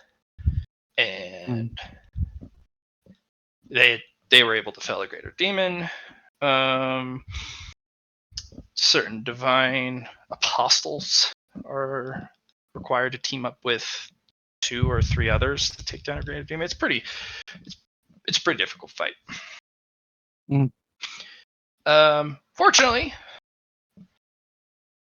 their teamwork sucks. And they're more ready to betray their fellow demons, even on their own prince's side, to be the one who receives glory. So, yeah. After the first one, the demons that didn't get to go back through the portal after it collapsed dispersed into the land and then became monsters after they've been infected by Aether. So you guys are demons. Yeah. Many, many, many times removed. Then the second breach, they came back for the same thing, but now the monster and the humanoids teamed up. And this time we absolutely kicked their teeth in. It was impressive.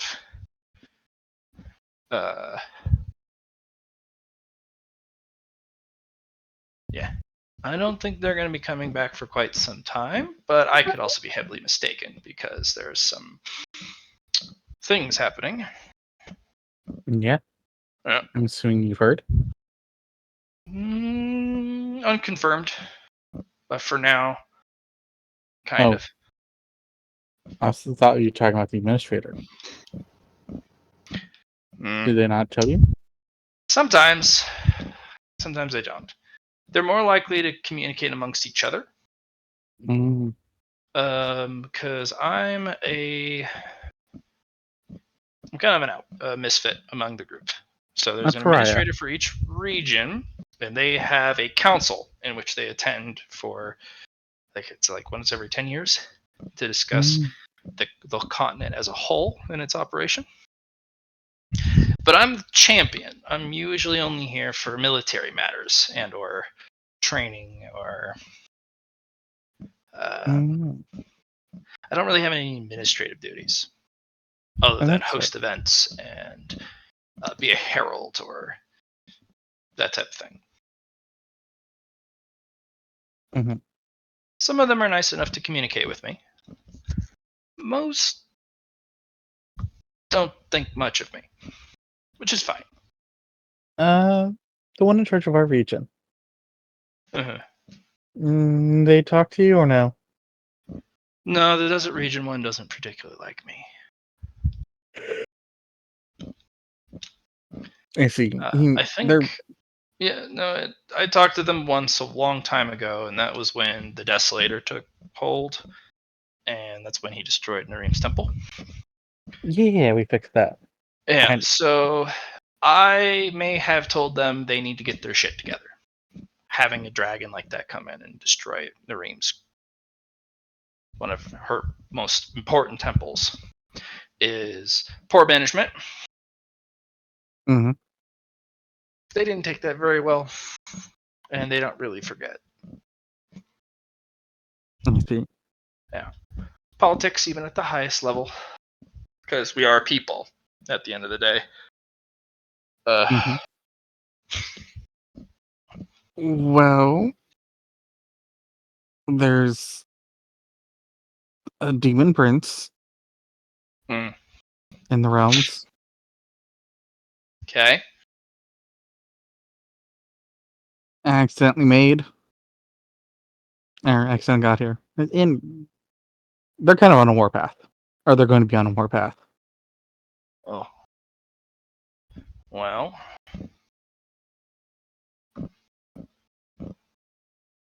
Okay.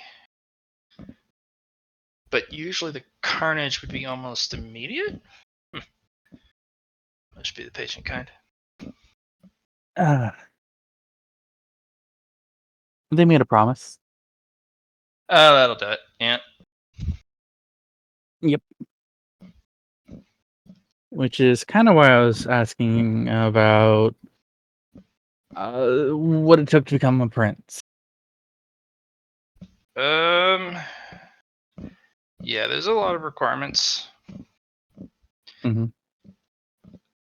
If you're from that realm. Yeah. If you're from this realm, that we would think that's what is required. Mm-hmm. We could be wrong. We don't know much about that particular realm. We haven't invaded there. But their stuff spills into all the adjacent realms every once in a while. So that's where we get our information from. If that's not correct, then we may need to reassess what we know. Yeah. So I'm not particularly fond of the idea of a demon prince running around, or that there's a process to create more. Well, so I'm going to tell them what I know about what happened before Nox either became possessed or became a prince. It's like, oh, that, huh? Okay, that's an older power. Because it used to not be just us. There used to be the older pantheon, and they had dark gods. Like they had two sides of the pantheon, just kind of like in Arendelle and Apollo are like the duality. But you'll notice our current lineup, mostly benevolent ones, with the exception of the, Bickeroom and Arendelle. But most of them are pretty benevolent. Before it was perfectly balanced. You had the righteous good, and then you had the chaotic evil, and some of the dark gods were dark. Okay. Specifically, a couple of them were gods of suffering. Mm. And their powers were never really defined. So the more one suffered in all the different types, or if it went so extreme, well, there were so many gods of the old pantheon because I think there was like several hundred, because everyone was their own niche or nuance of the same thing. Mm-hmm. A lot of them didn't really fully die out. And I'm pretty sure some of the darker gods definitely stuck around. So that could be a darker god stepping in, or that could be a requirement to be a demon prince we don't know about, or both. Huh. That's not good. It's good to know, but it's not particularly information you want to hear. Yeah. And so I figured I told Okay. the administrator. Oh, yes, of course. The administrator. And they took it very seriously. But I wasn't sure how much they were sharing. They're going to plan against it. They're probably going to call an emergency meeting with the other administrators, and they're going to bureaumancy this. But they're not going to tackle it head on. You'll notice that most of the administrators, with the exception of maybe having to fix a critical problem or moments of teaching, they don't really get involved. Hands off, assign a quest. That's the one. They'll Mhm. bureaumancy their way into the result they're looking for. Now, I have a more direct approach. And walk up and Probably hit it with stick.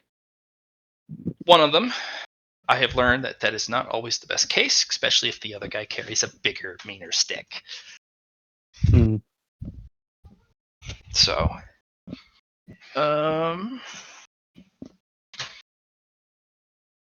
not going to give you a quest for it.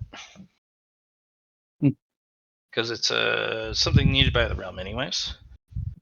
And it'll take up your what is that called? Your quest logs, because you can. I know they built it in such a way that you can't have too many of a specific type of quest, or only one can be active. Whatever it is they do, I can't affect that or change it. What I can give you is tasks the normal, old-fashioned way, the way I remembered it, where you just did stuff because you could, and there wasn't a pop-up window and telling you what to do. That's fair. There's some old gear that you can go get. Probably at my memorial site, because I was enshrined, and my war gear, along with my closest elites, they had some war gear too. They are built to protect against that demonic energy, that black essence, that they use. Same with black fire and other stuff. And I think if it's still there and it hasn't been raided, the Gem of the Meek will be there, which prevents the ability from somebody using Noblesse Oblige within a very small area and protects the wielder from it. Okay. If it's still there. If it's still there. Yeah, because I know some individuals who were very covetous. Mm-hmm. Very clever. I wouldn't be surprised if a dragon or a beholder or some other entity got in there and took my shit. It also could end up being a new dungeon, and the creatures there don't even understand what they have. It happens. Or maybe I turned into some sort of boss monster zombie thing. I don't know. But that's also kind of why I asked you for, training.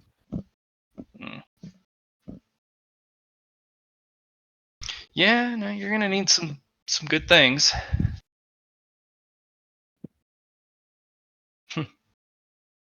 Okay. All right, little Ash, little Foxy man, we're gonna begin training. Okay. Any last questions for me? Feel free to call me whenever you need a lap fluff. I will. You are very fluffy. And I will invite you to tea regularly. I may be busy, but I may, if I have the time, arrive. And tea set will go into a little bangle, and it'll go around your paw of your choice. I will wear it as a necklace. Cool. Bye-bye, Italy. Don't die. I will try not to. I'm going to head to the library. Okay. Suze and Andred, what y'all up to? You guys are back in the square. You guys are getting cheered at by the locals, and guys. We're not in the chair, as in we're not on the map. Oh, well, I should probably move you there. We're still at the intermission thing. Yep. No, not the intermission. Da da da da da da da da da da. Blop. Yes. Cheers. Celebration, festivities.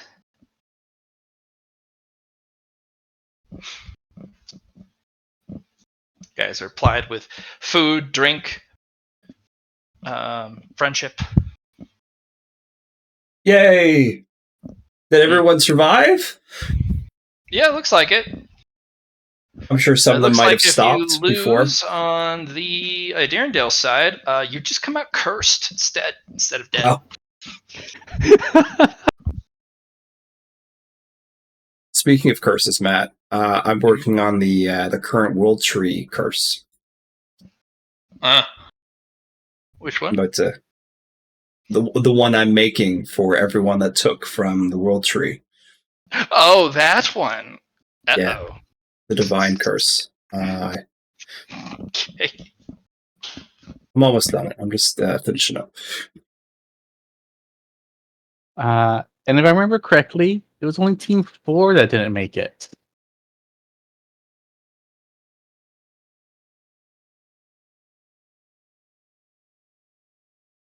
Which I kind of feel sad about.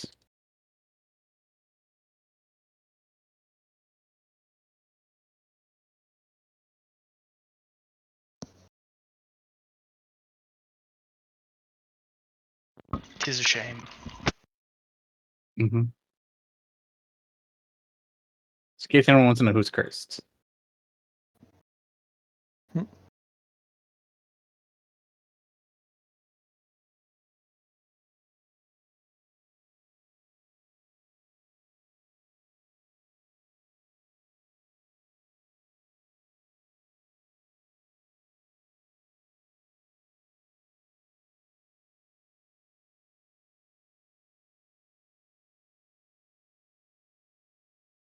Then again, I don't know how Lilo can get more cursed.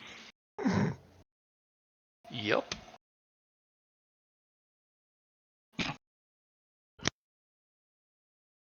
Do they fall in love? Mm-hmm.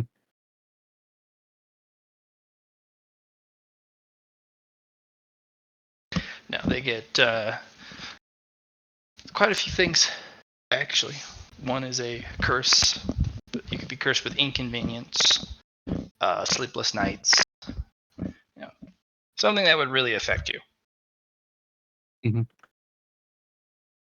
Better than dead, I suppose. Mm-hmm.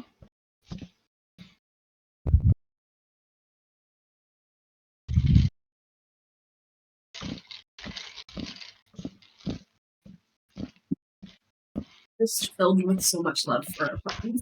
I know, it's grand. It was super good. She's like, "Oh, you're not sleeping. You're not sitting here. Well, I'm gonna take it." Okay. That's For what I said there. Andret, what are you doing? People What are am giving I you doing? food. People are giving you food and drink and festivities. I don't eat or drink. I scare all the people trying to give me food. Ah! Delicious. People do come back. They're like, "Whoa, you scared us! Oh my gosh!" Hold on, Matt. I have a quick thing of note. We're supposed to end up on a Deerndale side right now. Is this a Deerndale side? Not quite. So I remember that was specifically said because that's that's the place we were going to go to next. If we completed Idirondale side, it unlocked Idirondale side. To get there, we still have to go to the lighthouse to cross over. I thought the exit was on that. Okay, all right. Also, you all aren't there together yet because Itzli is still Gotcha. with In his thing. Yep.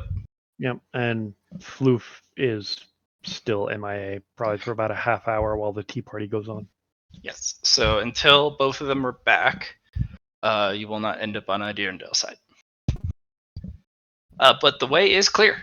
The Wall of Storms is no longer there. And Idirondale side has quieted somewhat. So all the other airships can travel there now. Or you can just fly there. Yeah. It's not just Excelsior. Excelsior!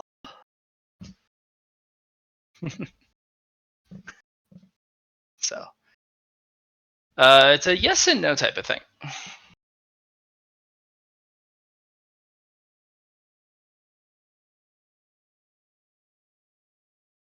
You still wait. You still wait for Isley. And while you wait, what are you guys doing? I'm cooking and eating. I'm having a grand old time. It's time to celebrate. Time to give thanks to all the party members and all the group members that took on this fun time and survived. Mm-hmm. Oh yeah. Food will be plenty for Skyhold quite some time, because a lot of fertile ground was on Idirondale's side. So, for 10 years, they'll have access. And then the team will have to come by and clear the tower all the way for another 10 years. Question, Matt. Yes. Was the Starseed still in my inventory space? You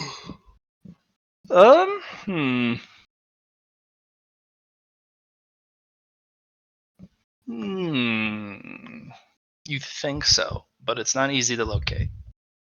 Okay. It is a bit brighter in your internal world. Yeah, I was just hoping to give some sunlight to the world tree. That's all I was hoping to do. That it does. Looks like the world tree is pretty well off. But it is still Star Seed. You'll have to look further into the cosmic element. Sure. I mean, I got the tools. Let's go from there. Mm-hmm. You think it is because you were able to take everything else out, including all the Ethereum, all the scraps and parts with from the clockwork creatures. I have one of the golems still in my pocket space, right? It's the one with the tentacles. Yep. The grappler one, yeah.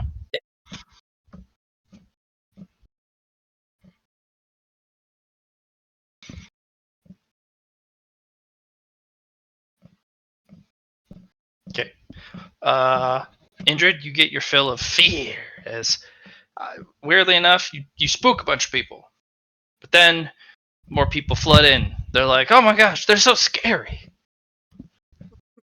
And you spook them. And another I'll bunch keep of it at people like come over. sort of non-lethal fear levels, and then it'll be sort of like A novelty. Yeah. Yeah, you get a lot of people who come back. They're like, "Oh, I'll last longer this time."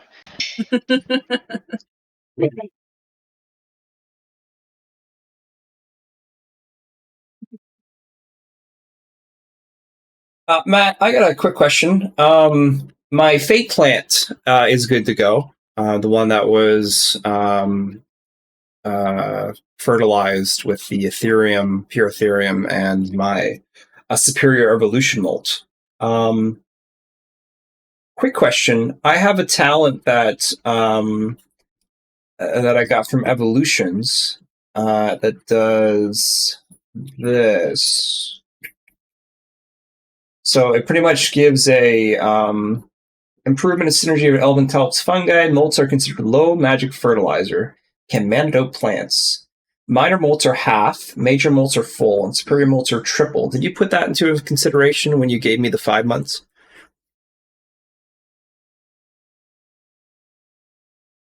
I was gonna give you triple yield. Yeah, it's pretty much what it does, I suppose. And I didn't know if you included that when I did it.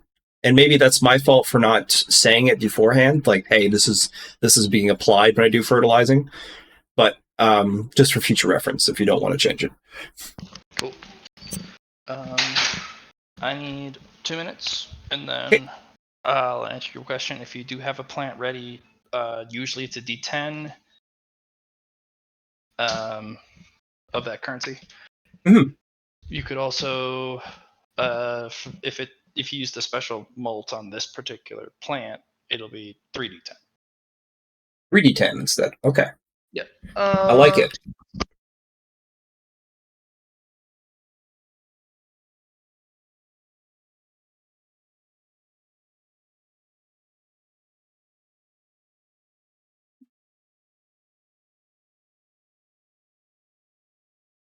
Man, we've been in the dungeon so long, I don't remember what real life feels like. You need to go dream then.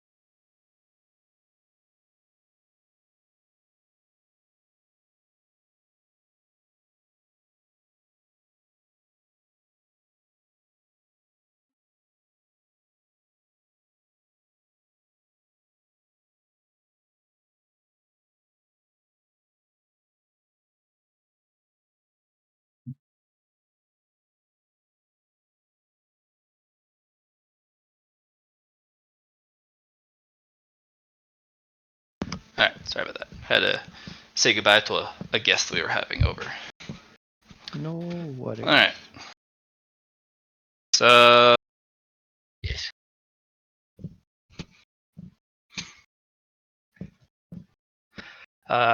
Eldred. E. At one point, you are too full to scare people. Okay, Just like, oh, it's so fun.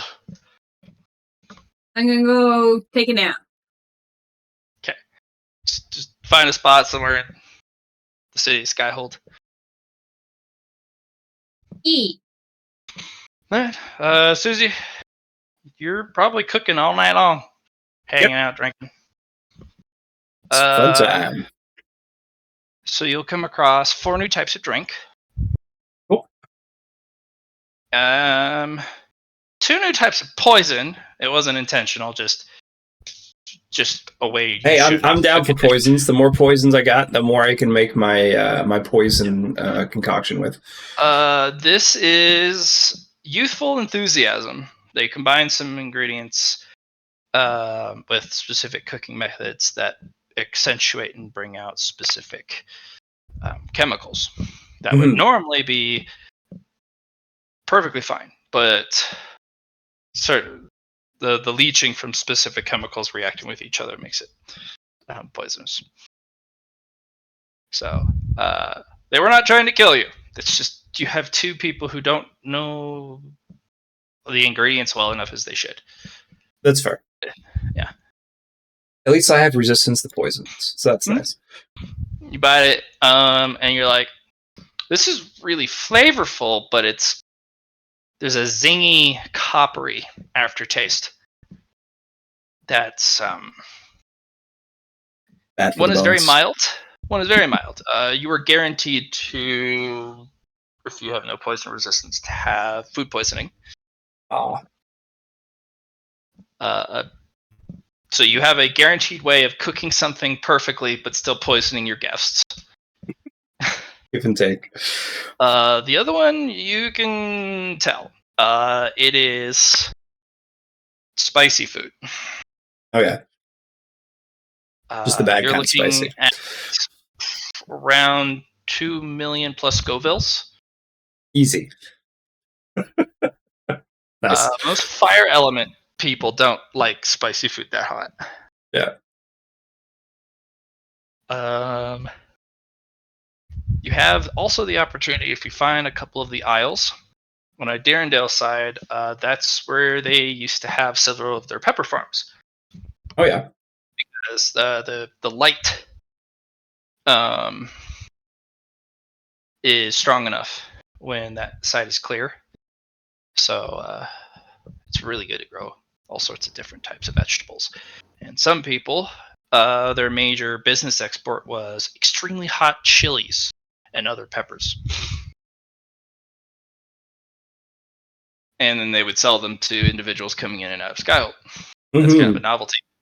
Well, it's wild territory now because it hasn't been populated in ages. But you can go get yourself some peppers.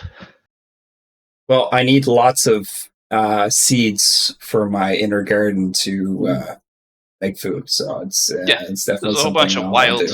gardens and wild areas of bounty that used to be, irrigated and harvestable land. Mm-hmm.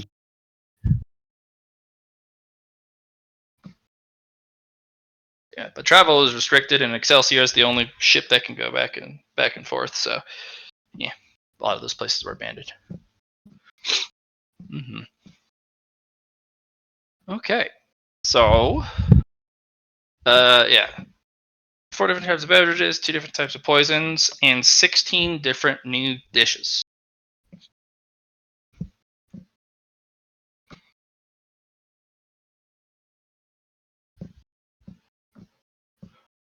So you got some progress.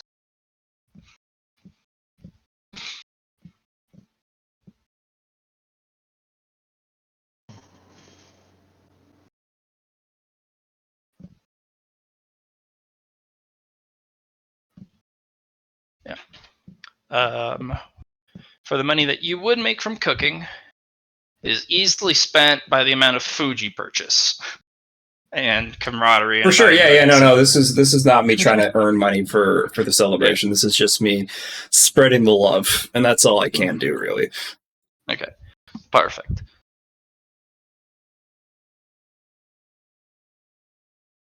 You'll have at least 2 to 3 people who want to be professional chefs when they grow up.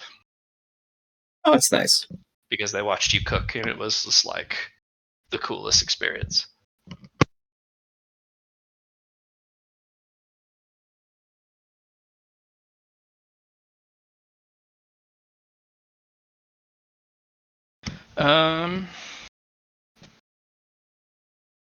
Yeah. One of the parting little things you'll wake up with is you'll have a couple candies and a little bit of coffee beans. Nice. Instead of brewing them here like they do at other places, they just eat the coffee beans. They kind they kind of grind it up with their teeth and then they pack it between their gums and lips, kind of like you would tobacco. Yeah.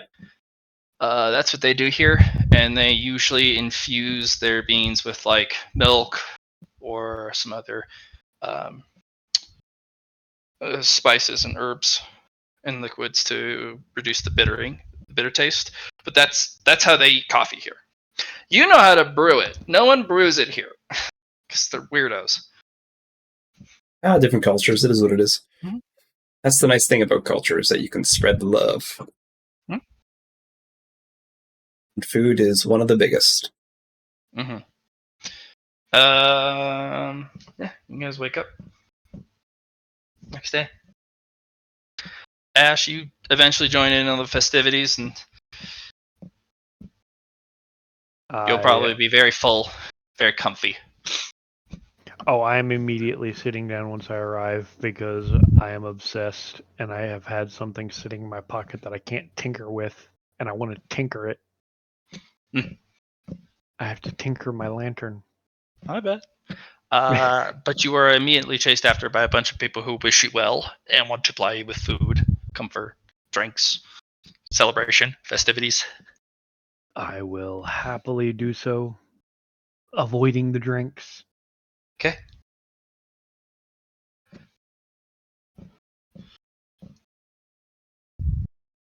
So Italy, you're going to spend your first day learning how to punch properly. Yeah. With my bony hands.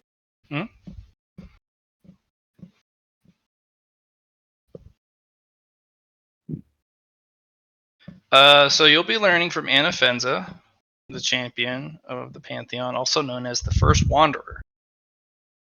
Ah. Lucky dog. Lucky Skelly. All right.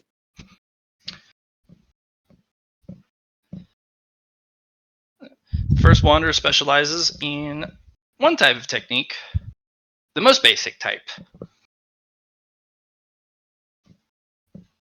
Oh, what's that? Weak punch, normal punch, strong punch, serious punch, that type of stuff.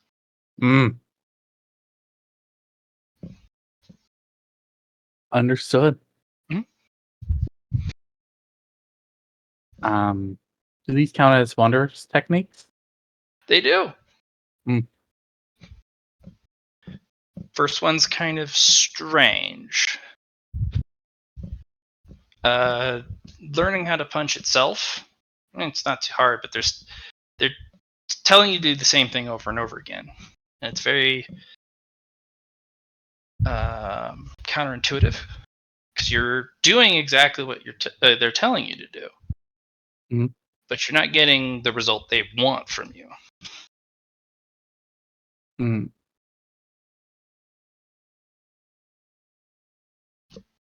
I see.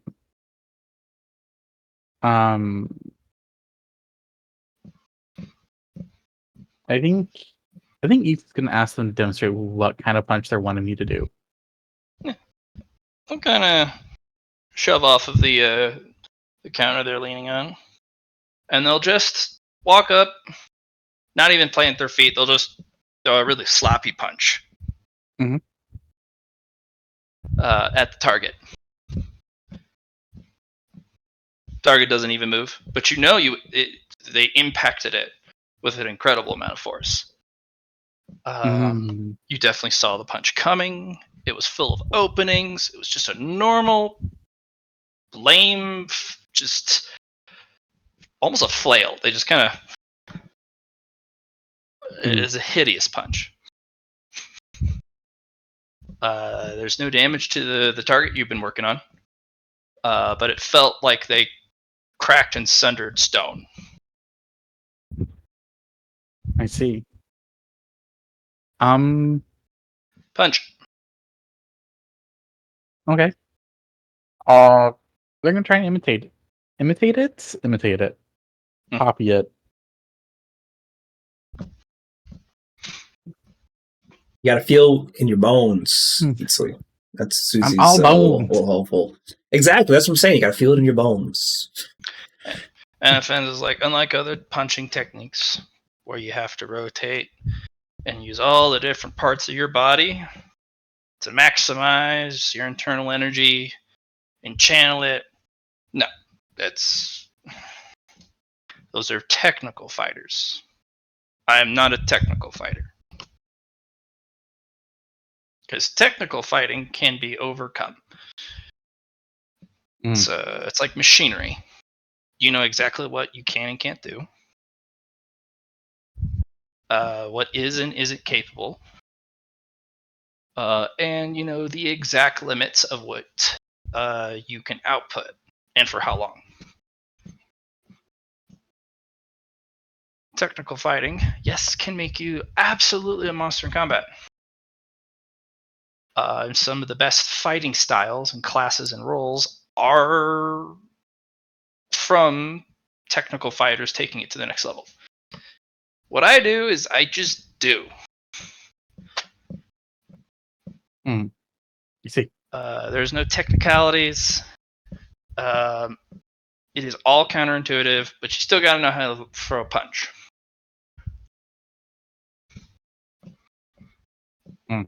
So I'm going to have you throw a punch until you hate punching. Okay. And that's going to take a lot of punches. Yeah. In fact, you're not going to be allowed to stop until you literally at this point want to die from punching so much. Not because of, oh, it hurts, or I can't punch anymore. You're a skeleton. I don't have to worry about that. Mm-hmm. You're gonna want to stop out of sheer boredom. So keep going. Yep. He's gonna keep going. It's just a test of will. You got this. Yep. Go ahead and roll me willpower. Just basic willpower. Basic willpower. I have a question here. Mm-hmm.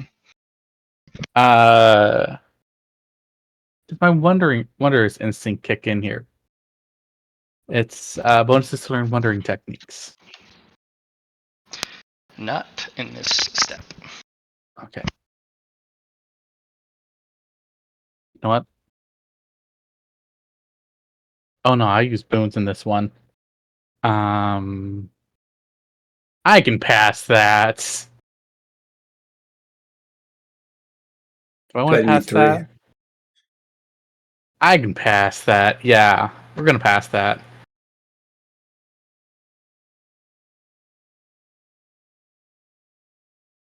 Uh,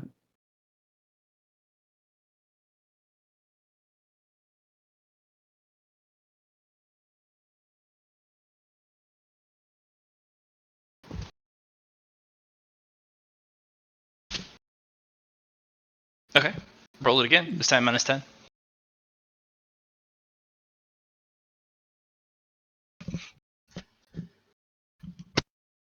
nope. You know what? I don't think it's gonna pass this one. You were bored. Yeah, How you gonna make it fun? we're not. Who said we had to make this fun? It's training. Sometimes the whole thing is training. It's not fun. I guess it's all about your perspective and how you want to do this. Yeah. But Easley will.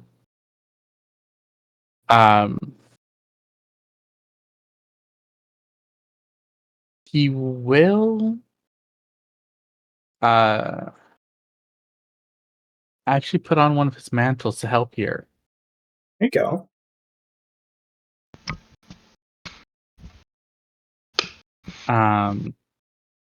And he's just going to declare his goal to just keep throwing punches Okay. And Avenza will eventually come over and make a little game out of it. Then you get tired of that. Yeah. You'll keep going and punching and punching. And then boredom really starts to kick in. There's no mind games or supplements or activities, or the tedium and boredom get to the point where you do just about anything to make it stop. I'm just like, fucking,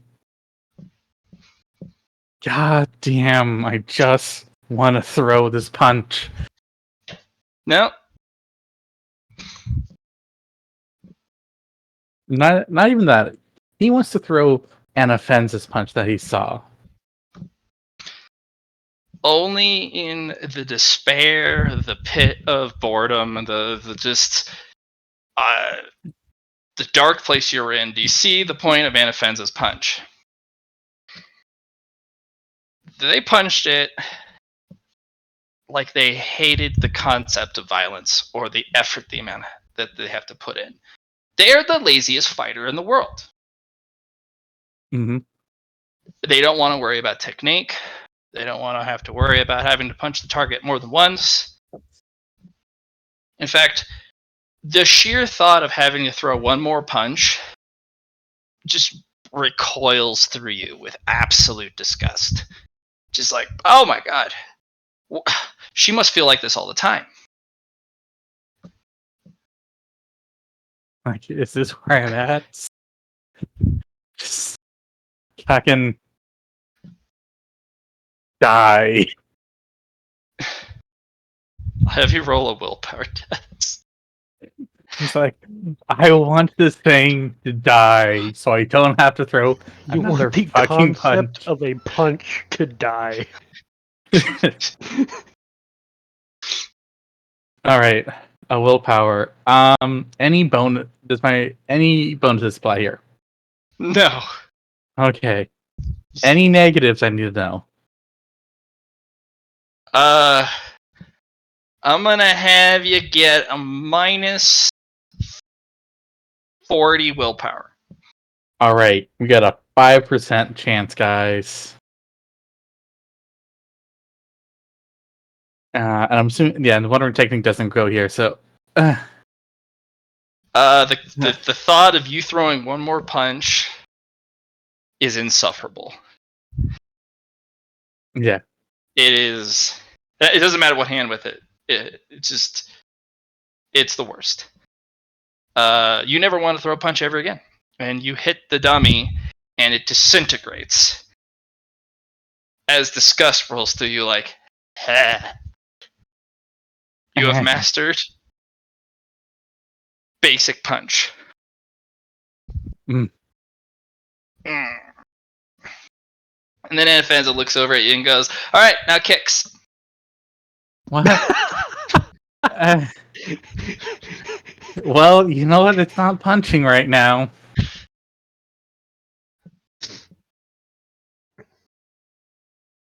If you don't master it faster, I'll have you go back to punches.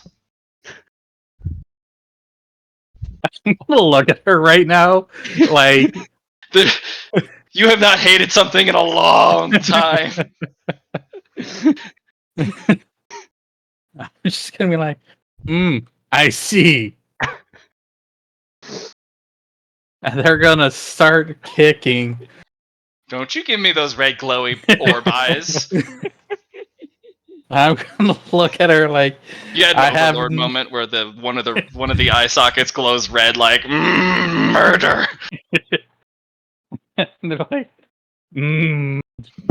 start That kicking. Goblin Slayer inside the helmet moment. Yep.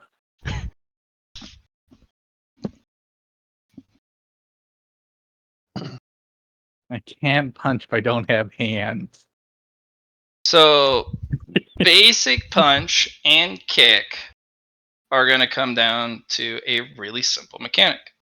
Mhm. You cannot put inescapable on it. Mhm. In fact, you can't use it in tandem with anything but the basic weapon skill. It also does remove their ability to use all the fancy stuff for blocking or dodging. It's just a straight dodge or parry. If they parry, your damage is dealt as felling. Mhm. If they dodge, they gain fatigue instead. Mm-hmm. Nice. If you have to hit them more than once, you get a D4 insanity. Mm-hmm. Fair. So, the fatigue is equal to the damage you would have output if they dodge it, and if they parry it, the felling is equal to the damage you would deal.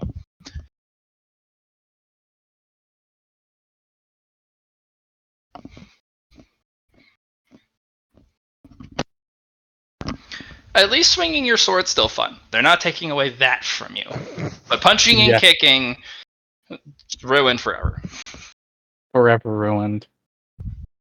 And I'm assuming a basic punch just does Yep. That's basic punch, basic kick. Yeah. You have weak punch and weak kick. Mhm. Its entire purpose is to deal the damage and or fatigue the basic variant would do. But it actually doesn't proc. It triggers it, and the person will briefly experience of what would have happened to them, but doesn't. And that's what Anafenza did to the training dummy. They gave it a weak punch.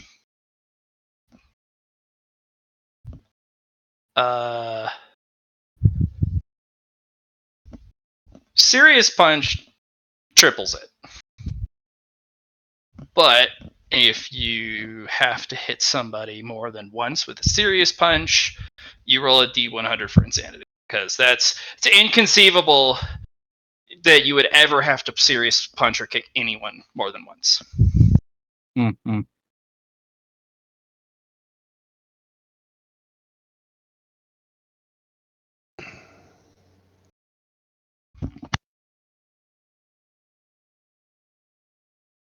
Fair enough. Yeah. Anafenza just kind of stands there. Would you like to learn basic slash and basic stab? I want to look at them like I like using my swords. They're fun. This is insanity driven. Yeah, I can take fun away from just about any activity. Can you take fun away from labors? Those are already the epitome of anti-fun. Mm. But if you're a crazy person and you're like, oh man, oh golly, this is going to be great, I will take the fun out of it. So that's your forbidden techniques. It's not the punches or the kicks. It's the ability to remove fun from things and joy at life. And making you the best at it, no matter what it is, so you only ever really have to do it once. I'm just like... Because I've got things like basic slap. If you're into slapping people, I will take the fun out of that. Insulting people. Oh man. You will be very choosy about your vocabulary from then on. Because you're gonna emotionally scar someone forever. I can also take the fun out of traveling. No. Walking, flying, swimming, anything that involves you moving. I want to say this. I now realize how you offended the gods. Is it that bad? I can see how it is, yes. You have taken the fun out of existence. I can take the fun out of eating things. Mm-hmm. I could take the fun out of fun itself. So you can really only ever need to have fun once, but it'll be the best fun there ever was once. Mm-hmm. Yeah, Yep. no. I see what you have done, and it is truly Tantamount to heresy. awe-inspiring Mhm. and heretical in nature.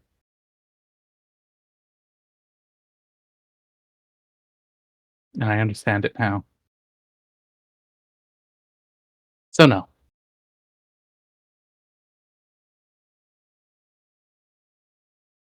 There's things that I enjoy, and I'll keep that enjoyment. But the punch and the kicks, they will be my fallback.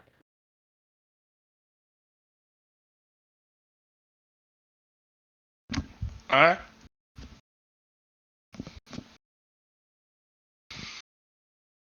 So my technique is once you've learned the basics of picking it up, anyone of the wandering types can learn it. Mm-hmm. So if you want to go home and you want to learn basic slap, you know exactly what to do. Get yourself a little target dummy and start slapping until you don't want to do it ever again. Mm-hmm. And that the thought of it is so repulsive and offensive that you've reached the same for your punches and kicks. See? Now I could be evil here and ruin the rest of your day, probably maybe even the rest of your life. But I'm going to test your mental fortitude. Mm-hmm. Because this will determine if you will be a successful wanderer later or not. Because at some point, when you wander, all you have are your own thoughts. And as a wanderer, your worst enemy is the voice upstairs. Fair. As you go around your day-to-day, as you walk, try not to think like you're kicking the ground every step. Mm-hmm. Because you technically kind of are weak kicking the ground every step. And that evil thought just sticks right in your brain, and you don't ever want to walk again. It's like, oh shit, every step is a kick. No. I'm just like, I'm gonna look at him and go, but it's not a kick. I'm rolling. Minus 20 willpower. I'm like, no, I'm not kicking. I'm rolling. I will change the way I walk to defy this. Da.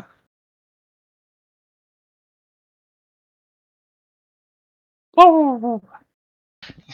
You're like, okay, I do have to change the way I walk, so I'm not like kicking the air, kicking at the ground. You just gotta roll. Yes. Maybe you can borrow Phil's terrestrial scoot so you can just scoot everywhere. Be like, I'm not kicking anything. I am scooching. I will build you a bone pillow so that you can float everywhere. It's like, I roll my feet. I don't kick.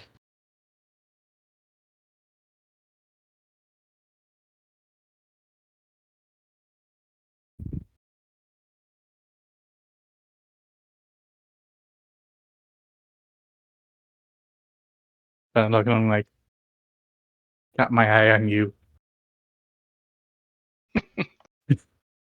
Now imagine being me and being so dumb as to apply that to as many things as possible.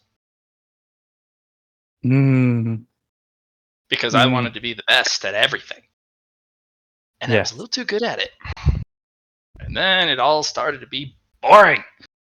And I lost friends because they came over and was like, please show me how to punch. And I felt just like you felt when I just mentioned that. that shiver that ran up your body. Yeah. Now imagine 3 of your best friends have encircled you and incessantly whine, beg, and complain over and over for minutes on end. Can you show me that kick you did? It's so cool. And then you went the whoosh, whoop-ah. And then you gave him the 1-2 punch. As your whole bones rattle. The concept of having to punch someone more than once in a single combo, like, And I'm like, yep, I see. Yep, friendship over. It's done. How many of your friends did you kill? None. I abandoned them on the roadside where they belong. By the way, because they're not good at it, they don't understand.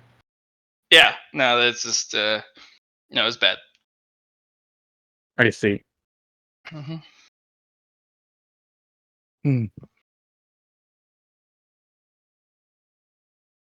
Now, while I do wish to be the best at insulting people, I enjoy insulting people, and that's the problem. So we're not doing that. So, does that mean you're the best at killing? Fortunately, that was not taken away from me. Because the gods are better at it than I will ever be, and more creative at it. I see. Yeah. I was just... And I wasn't able to rack up a big enough body count Mm-hmm. to have it be that. But I am tired of it. But I'm not that far into it. Mm.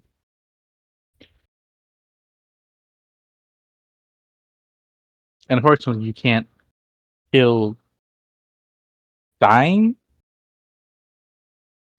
since you're dead.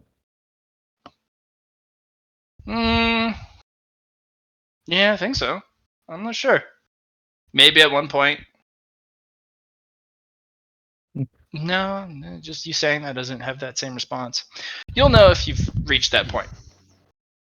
You'll be the best at it, but you'll hate it. There's no more joy.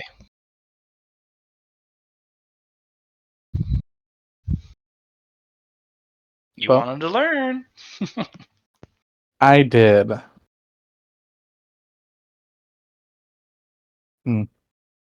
You know, I drank ambrosia and lived. I think that's really good.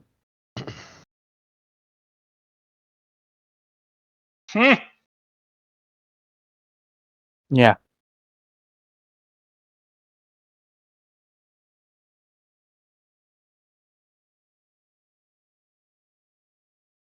So I have a question. Who should I talk to about being able to drink ambrosia on a non-deadly basis? You don't. It's ambrosia. You're not a divine entity. You'll never get used to it. Fair. I'd have to become a divine entity. Demigod. Or like a demon prince. Because apparently they also drink ambrosia. Must be a multi-planar thing. I wouldn't do that demon prince thing. Everything you work for now will be forsaken. Yeah. You don't want that. Yeah, no. I figured the gods would hate me.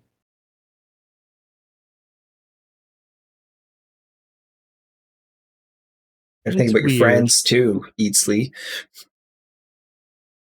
I'm sorry, did someone say something? Yeah, I said you got to think about your friends too. I'm sorry, did someone say something? I'm joking. But no, we're just like, yeah, no. Yeah, it's just then... In case of emergency idea for me.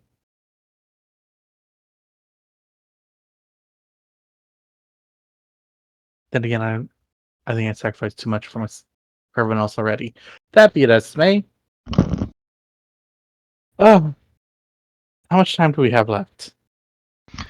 It was a week for learning a punch, and week for learning to kick.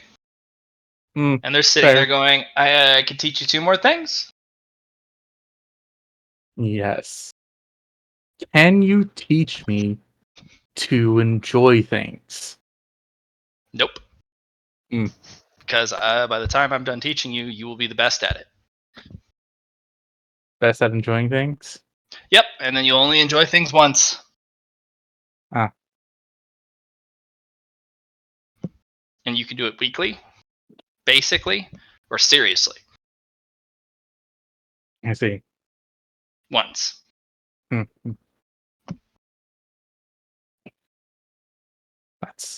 That's fair. Um. So you can't teach me any like divine techniques then? No, that was with the other grouping. Yep. What about taking a Um, punch or a hit? Can you teach me how to dodge or take a hit? Sure. Love to. And now All right, you're now this is getting going to be pummeled. painful, but it's a good idea. They're going to crack their fists. I'm about to do you a huge favor by not Yeah. punching you, because I can't stand the concept of punching you so many times where you learn to not dodge, not parry. So I'm gonna oh yeah, we got those constructs. There's a few left. So you're gonna dodge their punches until you know when to stop. Mhm. And then a bunch of constructs run out, and then basically JoJo fight you. They surround you, and it's just fucking beat down. Or trying to, and you're like, go ahead and dodge. Yep. We're gonna do dodges, and we're not gonna parry here because we enjoy parrying. Okay. Give me that willpower test. Just basic. You're just like, oh no. They're gonna do what? Yeah. You're already starting to hate it. You know what's coming. You're like, oh no. I'm already bored. And Fenza will increase the speed, increase the variance. Basically, you're at one point Dragon Ball Z like teleport dodging. Just it gets up to the ridiculous level, to the point where you know if they hit you, you die. Yeah. But there's no way for them to hit you. But at some point, that voice in your mind goes, just end it all. Just stand still for one moment and take it to the face. It'll be all over. And this suffering and torture will end. And as you Mhm. continue to dodge, go ahead and give me that minus 10 willpower. It's like, so much dodging. Mm. The thought of dodging one more time is unthinkable. This is your last dodge. And if you don't dodge everything forever in this one dodge, it's best to just end it. We're just gonna have to keep dodging. Nope. You dodge once, and the guy's like, the golems kind of stand there like, what were we doing? Alright, so it is, if you successfully dodge, and you can pick weak dodge, basic dodge, serious dodge. Mm-hmm. Weak dodge is the same thing as the previous one. The negatives you would apply onto somebody in the basic variant or the serious variant is canceled, but they still get a glimpse of what would have happened. Mm-hmm. Basic dodge. Roll a basic dodge. You get your skill, and that's it. Mm-hmm. You do get mastery in dodge, though, if you don't have it already. All right.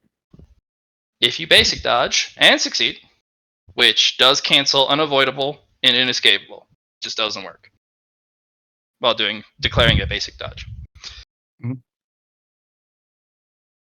If you succeed, they forget how to attack you with the very specific attack they were using to attack you. For turns, equal to your willpower bonus. It's pretty good. You still gain a D4 insanity if you have to dodge that same attack again. The only saving grace of basic dodge is if it's a different attack, you can still dodge it and not gain the insanity.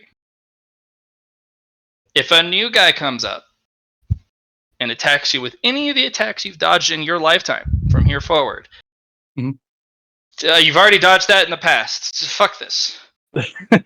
I'm not dodging that. So you'd have to pay for insanity to dodge it. Why not just parry instead? There you go. You parry. This is why I'm only doing dodge. My character loves parrying and is like, I don't want to get out of the way of something. I will put my sword and myself in between, but if there's that one moment where you're like, it's a minus what? Everything? I'm just gonna dodge it. Yeah. And then you sit there going, gross. If you serious dodge something, like somebody just does a basic sword swing, that guy and all the guys in the vicinity who watched it who know how to make a basic sword swing also forget how to make a basic sword swing for a week. Wow. But the thought of you ever dodging a basic swing ever again is so repulsive. Because you did it in the past. Why would you ever need to do it again? You do realize this dodge technique should be paired with something else, but you're not sure what it is. And Anafenza is not helpful. They're just giving you a smile, waiting for you to request something else to take all the fun out of. Alright. And then,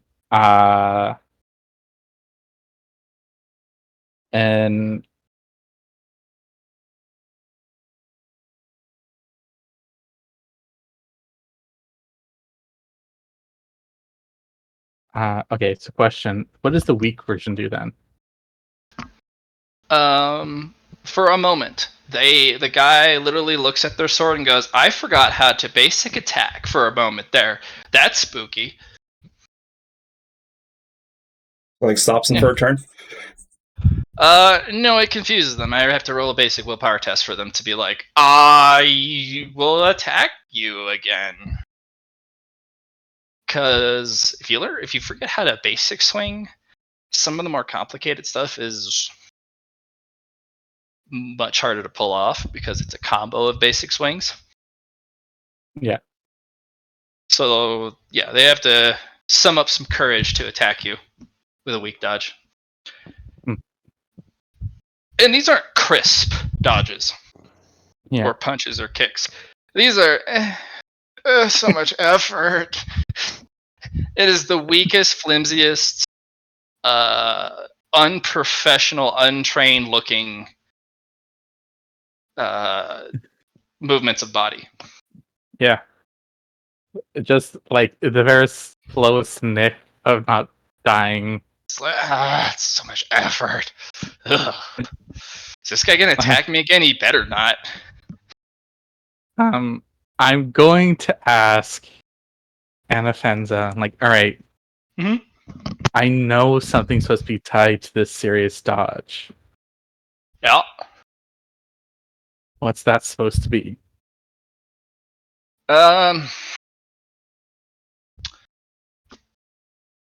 It's not pretty, and it needs about 3 other things to pair with it to help you and your victims to recover from the trauma involved.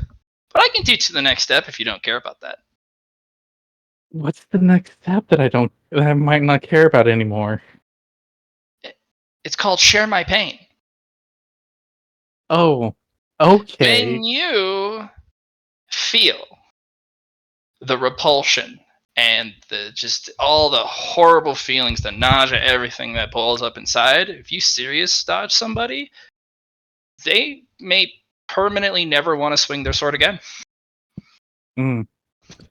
I see. Because they are so repulsed by the concept. They may inadvertently pick up basic swing, Mm-hmm. but now they're in the same fucking situation. You have basic dodge and they have basic swing, and both of you are like, nah. We're done here. We're done here. All right. And you will both walk away, disgusted with each other. That you would force me to dodge, and you force yourself to swing, and that's it. It's over. All right. Let's work on this.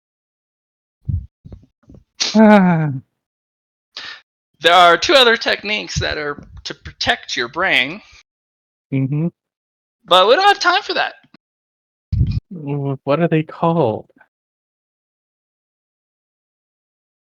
I think I'll keep that to myself. But just like wandering techniques, they all build off each other, remember? Yes. Remember all those drinking techniques you got from the poet? Yep. Everything goes off each other. It didn't get really spicy and really good until the latter techniques. I've only taught you the bare basics. I haven't gotten you to the really good stuff. I get it. Yeah, that joke hurts.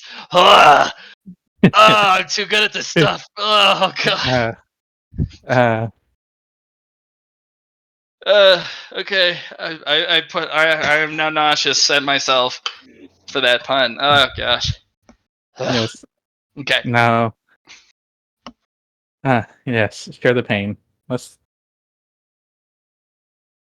do this. Okay.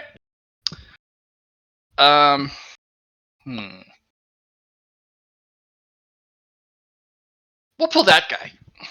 He hasn't done anything in a while. And then there's a Radiant Tier Adventure sitting there in a seat with their what looks like a newspaper and their coffee. And they look around like, son of a bitch! Who pulled me here? They look up, oh, an offensive. And a Skellerman? Hello. I'm calling in a debt. Oh, fuck. Alright. What type of debt? Physical task. Uh-huh. I want you to punch that guy until you decide to stop punching him. Or the thought of punching him one more time is so inconceivable and boring that you'd just rather end it all. What the fuck type of task is that? You'll find out. Begin. Like, alright, sorry, Skellerman. I'm like, I would like to say this. And Defense has taken the time to train me, so. You fool. You fool. Yeah. Yeah. I get it. Do it. I'm just gonna look at him like, alright.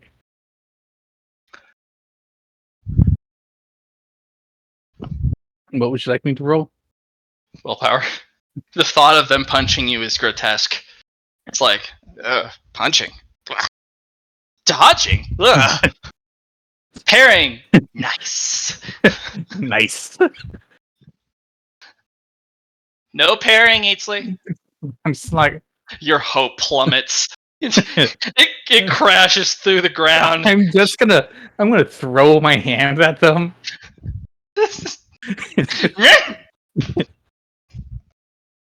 Alright, begin. And the individual just fucking wails at you. And Just you're like, you know what, we better get this over with, which is the perfect mindset for a serious dodge. So I'll have you roll a minus 40 willpower. alright.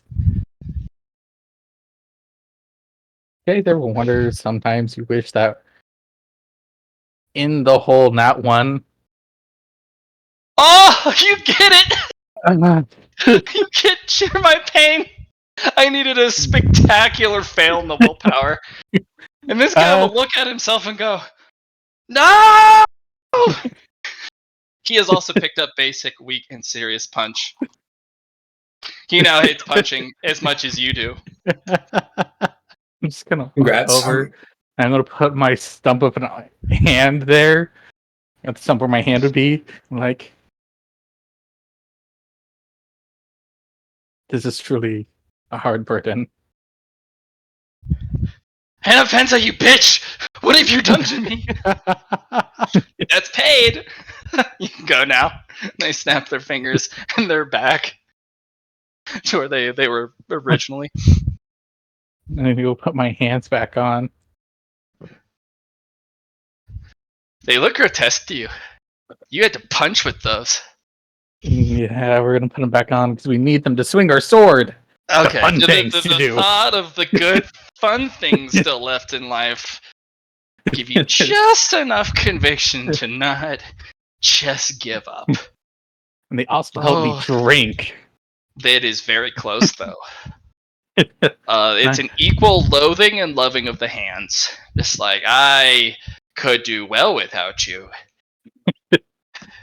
But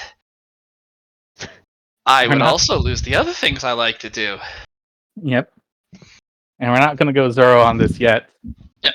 You will have acute phobias for dodging, punching, and kicking. You also have an acute phobia of self-awareness. You are very aware of what you do with your hands and feet from now on, and how you move your body, to remove the possibility of also perfecting another technique and then hating it for the rest of your life. It's infectious. I just want to look at Anfanza. You're missing the best parts, unfortunately. But I can't teach you those until I take the fun away from everything. I see. Yeah. The best technique I have ever made, the very tippy top of the pyramid of what I've built as a wanderer, makes you forget shit. Let's see. You can either choose to forget specific techniques. You could choose to forget all sorts of stuff. It's just, you no longer remember how to do it the best. You now suck at it. And so you can discover enjoyment again. I see. And that is the best technique I've ever made, because I guarantee you I have forgotten, at minimum, everything once.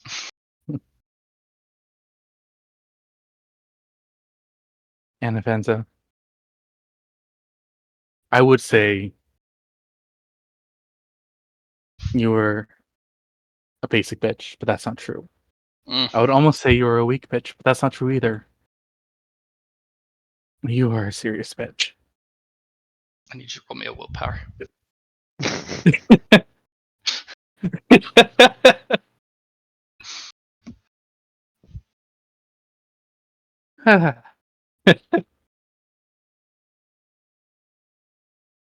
Razor margin close. You almost removed the fun out of puns. I know. I'm just like, kind of cringe at yourself, like, it's spreading. I'm just like, I see. All right. Hey, maybe that's the way to beat your demon prince. Teach them how to be the best at everything, and then they'll take it to the next step themselves. You just have to survive the onslaught that comes. Yeah. But then you don't teach them the forgetness technique. And you just watch them hate everything they do. Everything. But maybe that makes them more powerful. Maybe not. Yeah, I don't know. That's dangerous. Shit. Maybe they're into that. Demons are into self-suffering, right? I Self-loathing. don't know. I think it's dependent on the demon. Oh.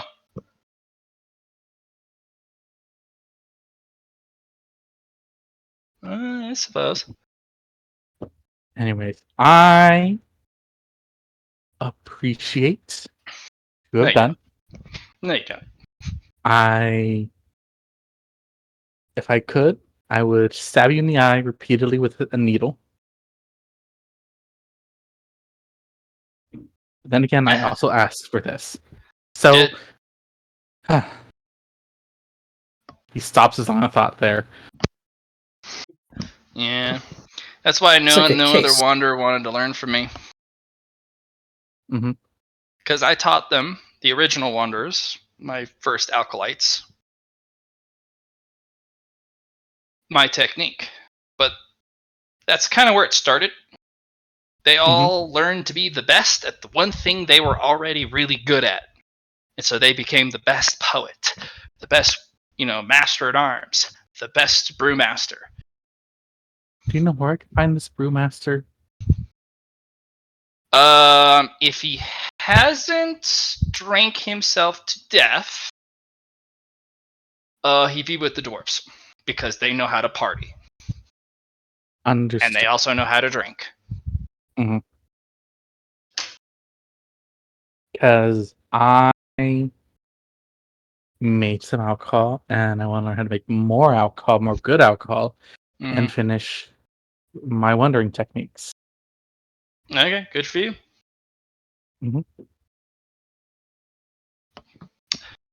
All right, I borrowed the power of your lantern, so we're not too far ahead of your group. So I was able to minimize it down to 4 days. Oh, good.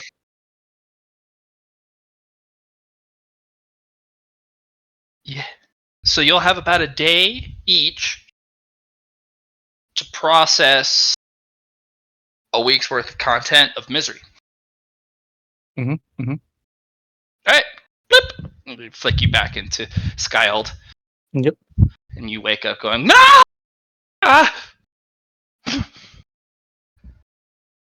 And you look at your hands like, how could you betray me? And look at it and like, And you're like, oh yeah, I can do a little, because I'm on my back, I can do a kick up. And then you're like, kicking! no, I'm not going to do a kick up anymore. And he is just going to take the time to assemble himself standing up. Minimal movement. Perfect. Yep. And we're going to go find people with despair and dismay in our hands. All right, Indrid. Sus. Floof. Yes. You're all back together. Eatsley will take several more days. What do you guys all want to do for a couple days? I have an announcement to make. Oh, yeah. What type?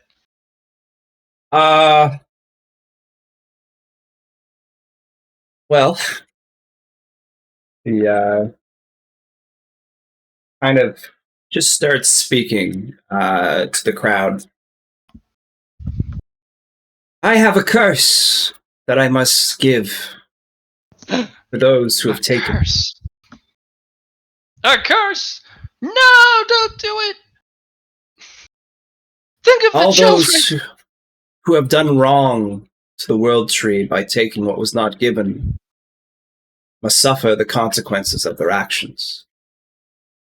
Those who have taken from the world tree must personally give back what they took of equal value from their current wealth, with interest, for every day since taken, and they must give this balance owed equally to every other world tree. They will have time equal to how long it took them to take and decide to take from the world tree to prepare for this curse. Then they must immediately walk to each of the world trees, and if they are not able to, they must take the longest path traveled to each. Each stop at the world trees turns the wealth gathered into nourishment for the trees. All their wealth is now stopped from gaining interest until this curse is finished, and instead is given to those who helped save the world tree in the form of Aether. While cursed, those who have taken cannot take during this time, or others take on their behalf. Those who wish to give on their behalf cannot. If they cannot fulfill this task with their current wealth, they must earn it through labor until their wealth is sufficient. After reaching each of the world trees, their last stop will be the tree that they must take care of until the day they die of old age. If they die before the curse is finished, their inheritors might take up the journey instead. If no inheritors are left, the wealth is then taken and given to each world tree in the form of nourishment instead. Let this be a warning for others who wish to take from the world trees in the future. That is my curse. I'll copy paste that. That rumbles through the plains, and when it hits the continent, there is quite a few people who are rather immediately inconvenienced. You have completely screwed over at least 5 Radiant Tier adventurers and a whole slew of other people. Because your curse doesn't just hit the people who pillaged it, but also the people who bought, utilized, stole, or just got their hands on the stuff from the world tree. Mm-hmm. Stuff that if was they did, taken from the world there tree, is given. one loophole. Oh. If you traded for it, and or came into possession by any means of the branch that is not through theft, but an earnest acquisition, such as I found it on the side of the road, or someone gave it to me as a gift, or I bought it, and they don't know it's a branch of the world tree, they are not affected by the curse. Oh, that's completely fine. All I'm trying to affect are the people that profited, or were the reason why we had to do this in the first place. Yeah. That was the whole point of it. The upside is, for the characters who fit within the loophole, they are immediately notified of what is in their possession. Of course. If they decide to keep it, then they are affected by the curse. If they return it to any temple, they dodge that bullet. They just have to go to any temple, to any of the gods, big or small, and give it as an offering and expect nothing back, and they are completely free from the curse, and so are their descendants. Nice. Good for them. If they do that. But the 2 hardest parts is giving up what they have freely, making the sojourn to a temple. Some places it's really easy because it's just in the middle of the city. And 3, and this is the hardest one, wishing for nothing in return for the offering given. There's going to be a lot of people who stumble on that. Fortunately, they don't have a lot of debt racked up because. Yeah, exactly. That's the thing. That's the other interest part is the fun part. Fucking interest is going to ruin some fucking people. Like, let me tell you. And it's the time it takes for them to get to the trees too is still racking up the interest as well. Oh Jesus, dude! This is compound interest daily. Yes. Oh no. Now, one thing I would point out is to keep in mind it shouldn't affect stuff that was freely given by a world tree, like if somebody petitioned for a branch to heal somebody or something like that. Yes. Yes. He flavored it in multiple different ways of ill-gotten gains. No. And guess what, guys? I even put something in so we can get a little interest on the back end for the people that did help out. Right. Well, that happened. Endred, a curse of epic proportions rolls across the plains. Breakfast is very fulfilling for you. You woke up to that and you're just like, oh, That was such a delicious, delicious breakfast. Susie makes the best food after all, so. Thanks, Susie.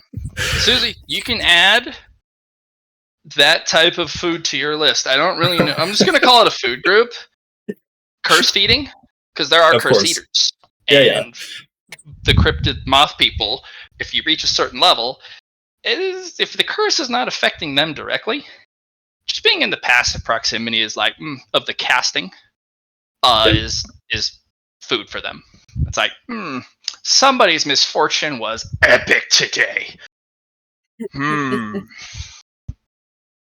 Are you lying in the sun or the shade, Indrid? In the shade. It's hard to get up. You're so full. Over here under this tree. Yeah, the misfortune of so many powerful people across the entire continent and the plains. Oh, you're so full. There's so much misfortune. So much fear. So much curse. I'm just gonna go back to sleep and start dreaming then. Andred, Insomnium has taken the other portion. He's like, oh, I'm not as full as Indrid, but I'm mighty full. Oh man.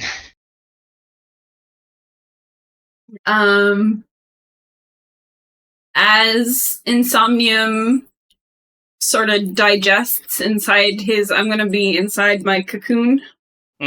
Sure. I'm gonna take out my ship and check that out. Yeah. Sailing off into not the direction you would think. Sailing down. Interesting. And then as you kind of cock your head to the side, the whole world shifts. And now you're on a different axis. And so is your cocoon. And you're like, oh, up and down is a construct of my imagination. Oh, that's... And you just got to shift the axis until you can travel in the direction. That's fun. Mm-hmm. Can I travel with my cocoon? It is anchored. You specifically anchored it so that it was a lot harder to mess with, and it had a much more defensible capacity. That's fair. You also had it anchored out in the boondocks because it kept you away from the dream police, and it kept you away from some of the other issues. Put you right in the heart of nightmare territory. And not a lot of dreams go there because nightmares are scary.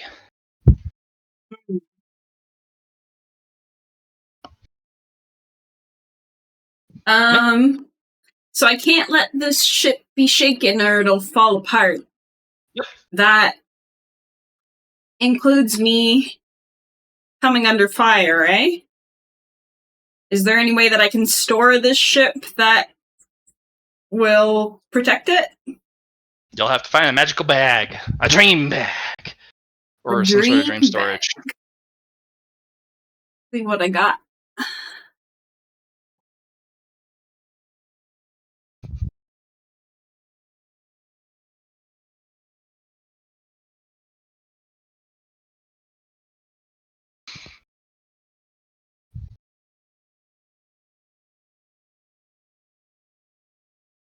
Well,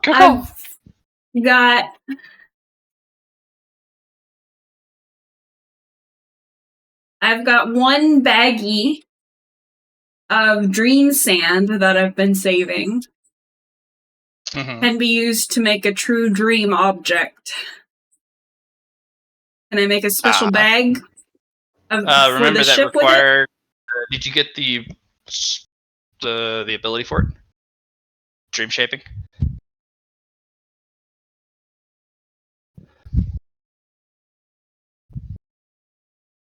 Look for me. Find it if it's on your sheet, or tell me if it's not.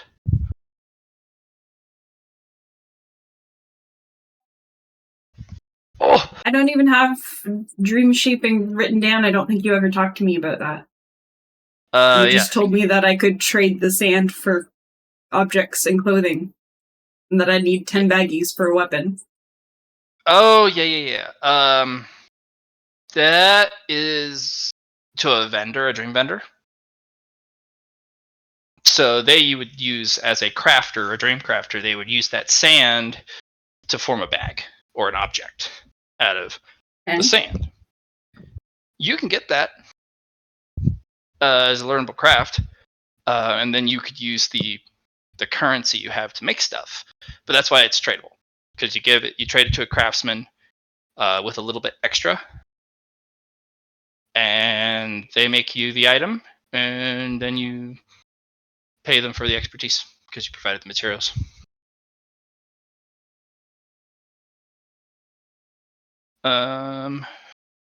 You're not 100% sure, but maybe the City Dreaming has it, the ability to learn it. But you'd have to probably have a lot of money. Mm-hmm. Yeah, can't know much until I get there. Yeah. I'm just worried about traveling with this. Yep. Yeah, you'll have to be careful with it.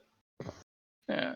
So the bottle, it looks pretty solid, but the ship inside, wooden ship, sailing on the high seas. And when you do arrive near the city, you kind of see it off in the distance. It is a place of curiosity, of sensation, of impossible stuff, of both nightmare and dream. The buildings kind of choose their own shape unless molded into a particular form by its owner. Things roam the streets of much more solid form than you, but they feel locked in to whatever that concept or identity they were. They're significantly more powerful for it, but their adaptability is limited because they are something now in a dream, like the boogeyman or the fear of falling.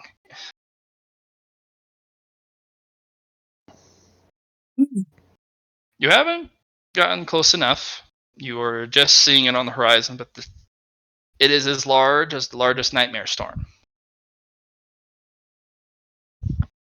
It is going to be as hard getting in as it is getting out. In what way? You may not be able to just walk in, and once you're in, finding an actual exit might not be so easy to get back to the dream proper. Okay. Will my boat help me with those things at all? No, the boat is to get you in the direction of the city. Okay. So it's pretty much useless to me now anyway, so I don't really need to worry about it anymore. While you're in the city, the boat becomes moored at dock. Basically, they've reached port, and the boat just kind of sits there in this bottle. And then when you leave, or if you leave, if you get far enough away, it'll cast off its lines and then start to sail back at the city, and you just ignore it and just walk the other direction. That's fair. That's fair. Time for a stall. Yeah. Let me look through my... So that was a whole quest, was just to go to the city. I guess I have to get into the city to be at the city.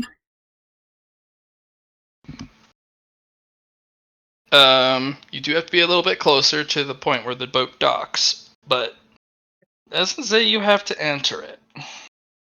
Yeah, I'm gonna go up and check out, and just I'm not gonna get super close, but I'm gonna check out how people are going in and out and what I need to get in and all that jazz. Strangest thing, you do not see people walking out.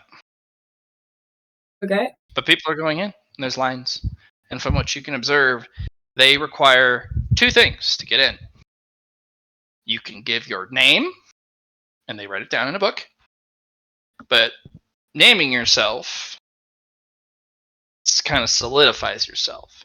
And if they put your name in that book, it further does so. It amplifies and augments the naming. You would be the Insomnium. And that would define what you can and can't do in the future. Or you pay a tax. It's called the nameless tax. You pay the door guard to let you in. But you're also an unregistered then. Anything that happens to you inside, well, they never knew you were there. That's fair. That's usually how I roll. Yeah. How much? Can I see how much the tax is? How much people are paying, or what people are paying? A memory. Or not so much a small baggie of sand, or a memory in a bottle. I do have one baggie of sand. Oh. But what kind of memories are we talking here? Memory in a bottle. Can I just give them a memory of, like, I don't know, me spooking some things? Remember, a memory will remove it from you permanently.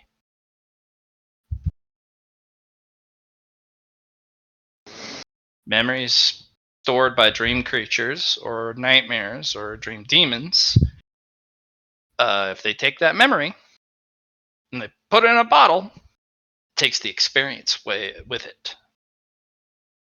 It'll be a blank spot in your memory. You won't be able to recall what went on in that little blip that was taken. Okay, well, I'll give them my dream sand. My little baggie. Alright. The guy gives you a look. Kind of just jerks his shoulder in the direction you need to go. And you're into the city. I'm in. And you're not at the door or the entryway. You're well into the city now. The moment you walk through, you are moved very far away from the exit.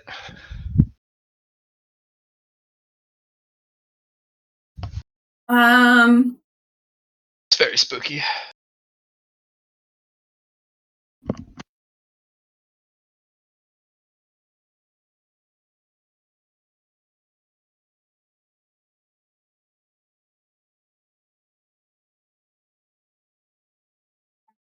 I want to gather information about the city.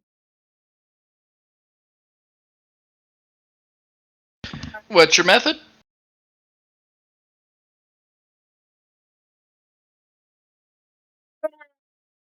Look around for flyers or bulletin boards, I guess. Sure. Anything There's that I don't... Some information that's sort of freely given. Yeah. When you get close to one of the bulletin boards, one of the flyers goes, "Read all about new shows in town. Hey, you know how to read?" Yes. Why aren't you reading me? Huh? Read! I'm gonna read them. Oh, there's a new event in town. What kind of event is it? Looks like it is a not a concert, but one of the major personalities and singers are in town. They're going to be putting on shows. Is there like any sort of map or anything for me to be able to get to that location? They just named the places they're going to play at. Some of them sound exclusive, like you need to have a membership, so that's why they're playing at multiple places. Okay, I wanna keep those places in mind, and I want to check them out if I see any of them. Sure. Anything else? Yeah, there's all sorts of vendors, hawking services.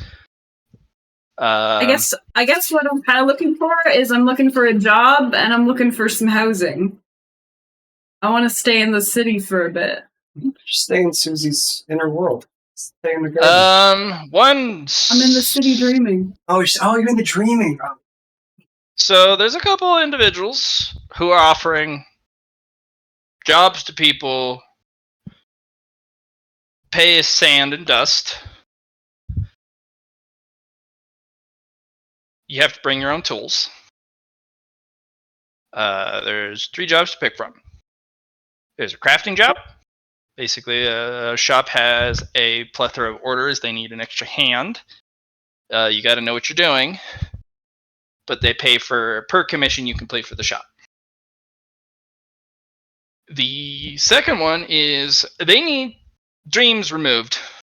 It's basically we want to murder for hire. Anyone do murder work? I'd be pretty good at some murder work. Crafting could be useful skill too. And then there is a open job. Looks kind of old. It basically starts with desperate, needy. Come on down to my lab. I need subjects. No guarantee of consistency, safety, or general well-being, but it pays very well. Step on down to my lab. It looks like it's being run by a dream demon. The chaos inside me wants to check it out, but I'll tuck that one away. Maybe I'll go talk to them at some point. It has a little pull tear tabs on it. You have a feeling though, if you pull the thing, it'll transport you right there. So you'd have to come back to the one of the bulletin boards. Okay. The other 2 jobs. Could either of them help me acquire some sort of, home base? I guess I don't really need to sleep. I am already asleep. Do I need a home base? I feel like I do. Probably. Yeah. But probably. These are jobs. These are not home. But they'll pay you so that maybe you can afford a home. Well, I can't even navigate the city. Could they, point me in the direction of finding some cheap digs? There is offers of open housing. That you can pick up some better housing as well, some more private stuff, but a lot of it's communal. You do have to have a similar dream type to others to room with them. So if you're someone who's happy, you're not allowed to stay with the sad people. If you're spooky, you can't stay with the easily scared people. I get it. Exactly, the paranoid people. Yeah. You have to hang out with the people who are completely unfazed, fearless, or other spookers. That's fair. That's fair. Oh yeah. So that's for really cheap housing. If you want to rent a place for yourself or buy a place, heaven forbid, you're going to need a lot more cash. Which means... Yeah, no, I'll stick with the really cheap housing until I can sort of get my wits about me here. Okay. It still costs you money you don't have. Okay. Well, I do have 7 thimbles left. So it'll cost you a thimble a day to stay at these places. It does come with a meal. That should get me through until my first sort of paycheck. What job are you wanting to take? Which There's one all sorts of work. pays better? There was the murder work pays really well, and you don't quite have the skill set yet to do the technical work. What is the technical work for? Are they crafting specifically? They want craftsmen who can sculpt dream sand into objects and store memories in jars. Maintenance, repair on dream objects. Anchoring. Can I work dream 2 jobs? Structures. You can. What is it called? It's called midnighting. No, it's called. You can work several jobs. They're not looking to train people. Oh, they're not looking to. They don't want to train me. No, they want people that just come in and do the work. Story of my life. Oh my god. But everybody wants trained workers. Nobody wants to train them. Right. These are small shops. There is careers you can get into, but you need a recommendation from somebody here. Doesn't really specify who to get a recommendation from or what classifies as somebody, but probably a powerful person.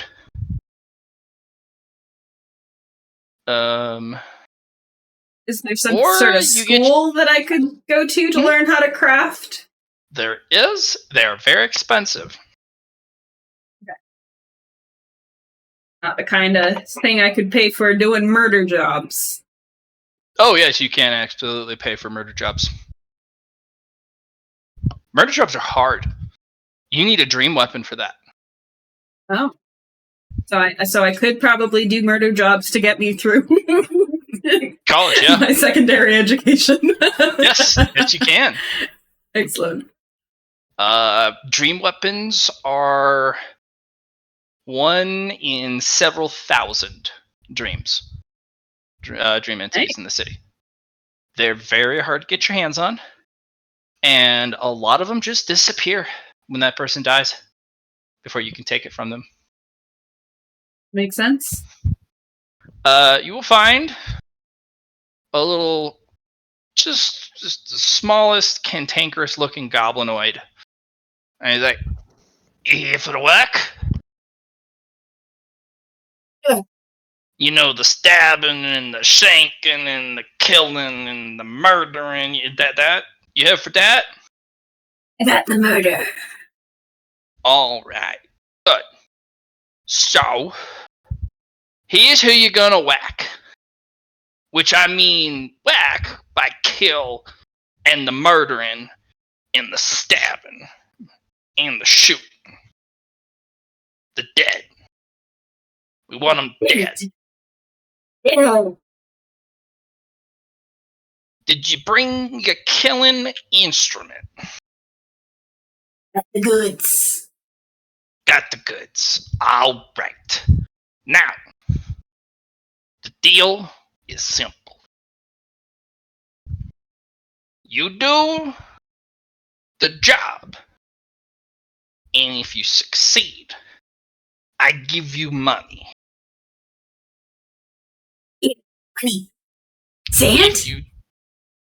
I can pay in sand if that's what you'd be wanting. What other type of money do they have? They got minor dream items that you can pick up. Depends on the classification of the job. They're going to start you on basic hits. People who honestly really don't have a way to defend themselves, but they're a little squirrely and require a dream weapon to kill them off permanently. Yeah. But I'm paying for my room in Dream Sand, right? Mm-hmm. So I probably would want to be paid in that, and at least until I feel a little secure in my financial situation. The way they require proof is when you kill the guy, you got to scoop up their sand and bring it back in a bag. Okay, do I have a bag? It's whatever bag you hold sand in. When you kill a dream creature, it turns into sand in the city. But do they give me a bag to collect it in? That would be like a dream object. You have to buy I have to buy my own bag? Oh yeah, because it's permanent. You get to keep it forever. Oh, okay. Yeah. Take it out of your first cut. Give you a medium-sized bag so you can carry a medium-sized amount of sand, you know? Sounds good. All right. We're going to pay you 3 small baggies of sand for doing the killing and the murdering and the stabbing on this guy. When you get back, you're gonna have to give up all the sand from this guy because you have to pay the house who does the contracts and gives you the work, and then pay for the medium bag of sand holding. Because when you do a whack job, and we got a good hit on them, when you do the murdering, they turn into sand. Just like any other sand that you can get, they turn into sand. It's a pile of money. We take a cut, you get the other cut in addition to your pay for what you did. Okay. Okay. So you only get paid if you do the whacking and the murdering and the killing. If you fail, I gotta put a bounty on you. For the back. Alright, now, office here ain't so bad. If you fail, but you don't come back to the office, means you're still out on the job. And that means you haven't failed yet by the office's reckoning. So keep trying, and don't show up your face nowhere here until the job's done.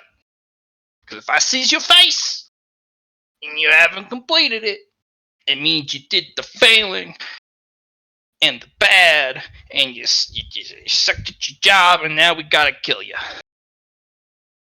No failure. No failing.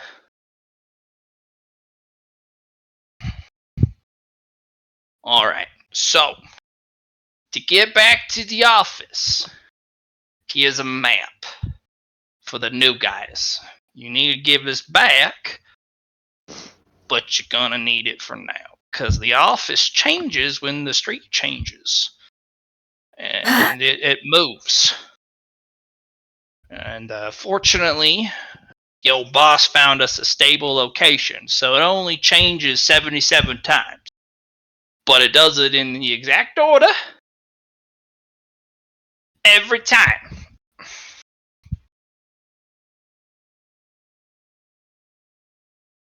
Okay.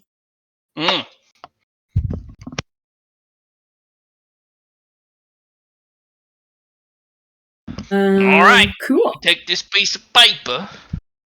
That means you took the job, and no take backsies. Okay, I will take the paper and the map and the bag. And I'm ready to work. Okay. Finding the guy is most of the problem. Killing the guy is almost no effort at all. Okay. Because the guy is just sitting there going, "Ah, yes, I will have another drink. Oh, who are you? Oh, I'm dead." And by the does time like anybody in the city? Does anybody in the city care that I just like murdered a guy? Several of these like old British constables, but they look like clockwork people, like straight out of Beauty and the Beast. Like they have a big clock face. They're like, "Ne'er-do-well, you are placed under arrest for the murder of a dream citizen. Do not attempt to flee by any means. I am coming to apprehend and arrest you. I'm going to flee. We have a runner, folks! After them!" So, do these guys seem like organized, like they're widespread, or are they just like some? It's kind of a Looney Tunes episode, but it gets to the point where there's thousands of them spilling out of hallways, doors, windows, falling over themselves, and you're running out of places to run. Oh. As they keep multiplying. Huh.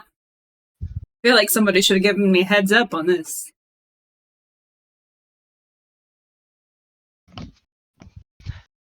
All right. Johnny, you have cursed everyone. I'll get back to you, Allie. Because we're about 30 minutes from end. Yeah. And I got to get to 2 people. Yeah. I do have a ninja bomb, which would probably solve all my problems. It would probably solve all your problems, yes.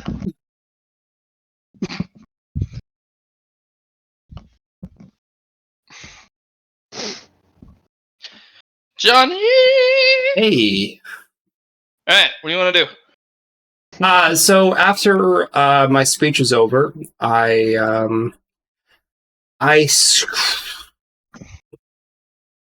go down by Phil if he hasn't left already, and I can sit down and meditate.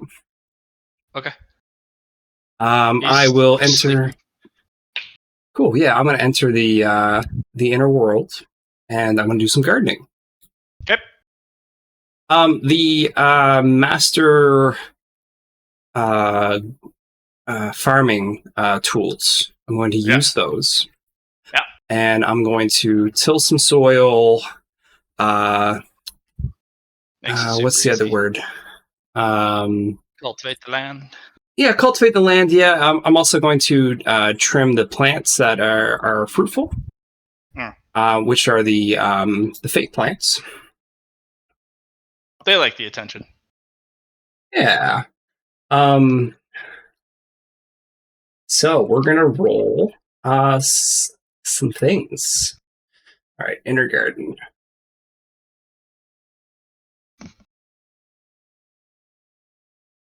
You do notice a decent difference in temperature. Okay. So we got the lights that comes down is a lot more realistic. Yeah, it's sort of like an artificial kind of feeling. It's more real. Gotcha. It's, sometimes it's a little darned hot. Okay. I have to get some moon stuff into rotated, so it's not always hot.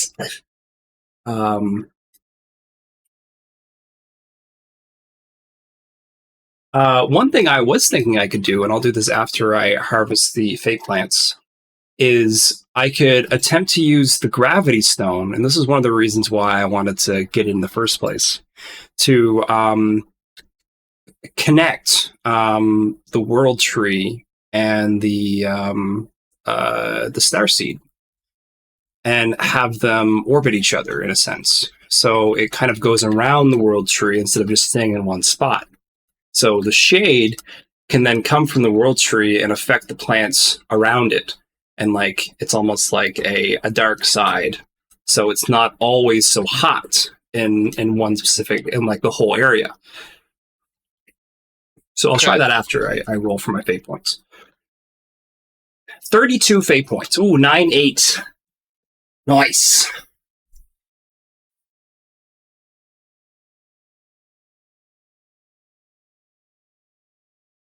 Okay. So.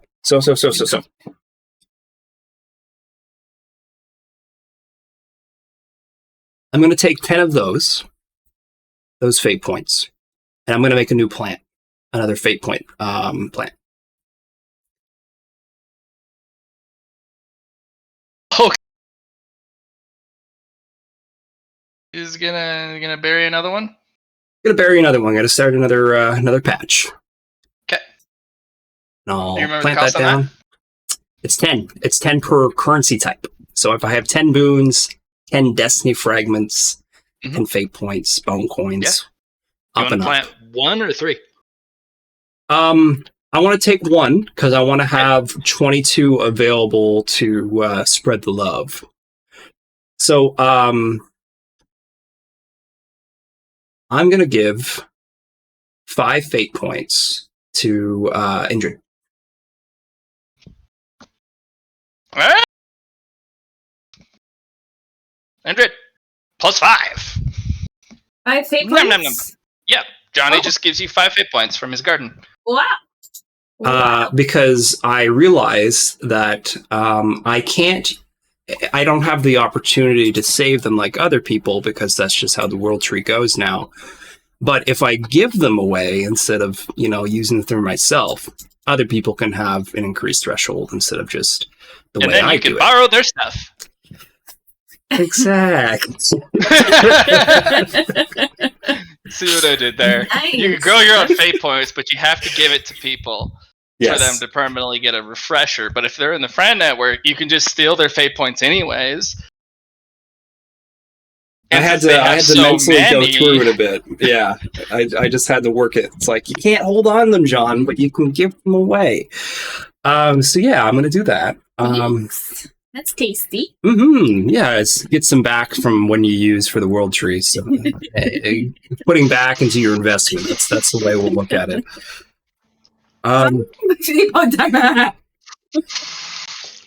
Does Chipney have any fate points? Yeah, you should have quite a few now.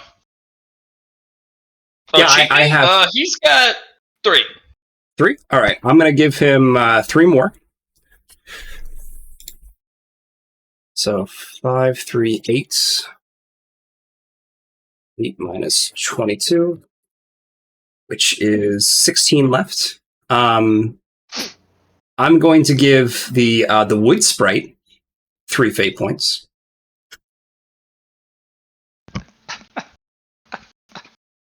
When I mirrored Indrid and Insomnium, did I mirror their fate points? Yeah. Yeah? Yeah. Okay. I like that. Fate points.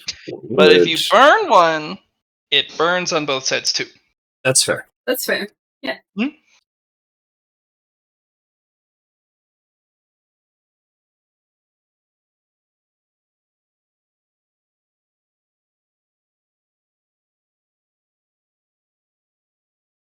For wood, for Chipney, and then who else is on the friend network that I can do that for?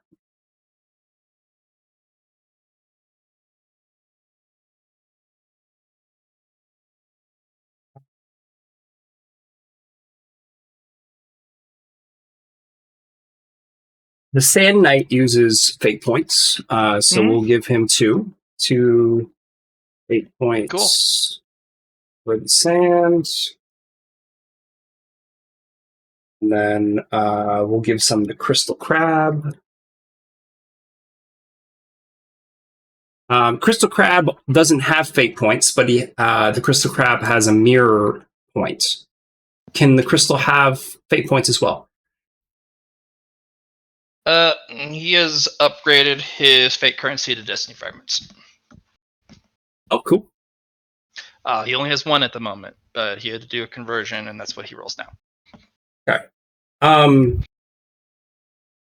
Is the conversion retroactive in the sense that if I give him more fate points, it will work towards that new Destiny Fragment? It's pretty inefficient at the moment. It's a 12-to-1 conversion. 12 fate points for 1 Destiny Fragment conversion through the Crystal Crab. Okay. He'll need a couple more evolutions to reduce that, but he could. Okay. I'll give 2 for the Crystal Crab as well. Okay. He'll have them in his inventory, but he can't store them normally. Oh, he can't store them normally. All right, then I won't give him any. But he has an internal inventory. Okay. I figured it would be like say the same way a player could have fate points and Destiny Fragments at the same time, unless that's his power. That's what you're saying. Okay, gotcha. Well, he has the fate coins in his inventory, right, whereas the Destiny Fragments in the threshold. Gotcha. Mm-hmm. Wait, is a threshold for his Destiny Fragment? Like he can use it once per session? Yes, that's what it's converted to, and he needs that 12 is fate points. Crazy. Yes. Crazy. Right. But he needs 12 fate points, or 12 boons, or 12 bone coins. Yeah. To convert into 1 permanent, refreshable Destiny Fragment. Crazy. All right. Good to know. Good in the back of my head. Yes. I'm glad the Crystal Crab is on my side. That was a fun little adventure Indrid and I had to get the Crystal Crab. Mm-hmm. So Chipney, Sam Knight, Moon Phoenix is still being moony. I gave 5 to Indrid. Grim has fate points, I think. So, no, he's a boon player. He's a boon player. Phil's a fate point player. Yes. And I know Eatsley is a boon player. I'll just hold on to them. How many do I have left? So 8, 3.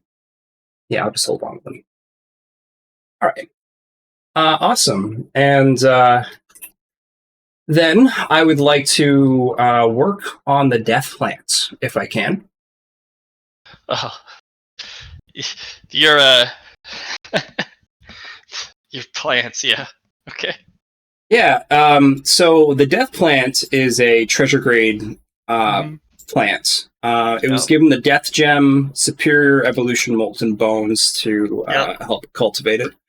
I'm going to study this plant and try to get a sample at some point so I can complete my.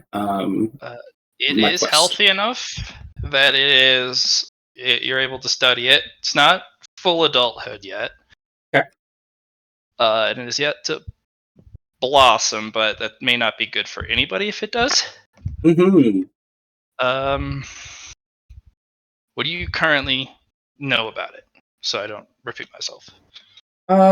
Let's see what I have in my journal for it, because I don't think I have much, honestly. I know where we got it.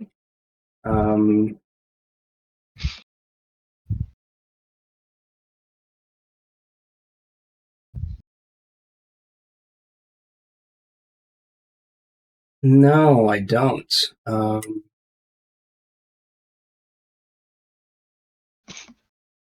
Yeah, I don't know much about the plant. Okay. Would you like me to do go ahead and roll me your exploratory and discovery rolls for plants. Okay. Let's do a flora. Flora is always nice. That's with plus 40. You can also roll more than one thing because you have quite a few things going up for yourself. And we'll roll herbalist, trade herbalist. Okay. I think it's flora, not floria. Flora fauna type of thing. Yeah. This is a very dangerous plant. Feeding it is not too hard because it acts like a garbage disposal for biological matter. Of course. If you ever need something to disappear in a hurry, you can leave a carcass next to its vines, or basically anywhere within a 10-meter proximity of it, and the vines will reach out and pull it in under the ground. Perfect.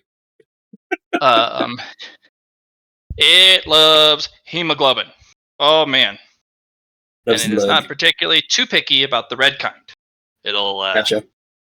If you are made of the meats and are biodegradable, it'll do its darndest. Gotcha. It does have the ability to pick up preferences. If you feed it a very strict diet of the highest quality stuff, it'll become a picky eater, and it won't eat the normal stuff, which is not good for it. Because it needs to be able to eat anything when it's available. Because you never know. Gotcha. It requires an exceptional amount of effort to get it to bloom.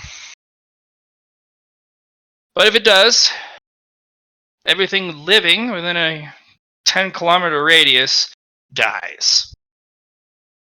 Okay. As its life force is literally sucked out. The plant then immediately after absorbing all of that withers and dies itself and then germinates. Just ejects all of these spores and seeds into the air with these little helicopter blades.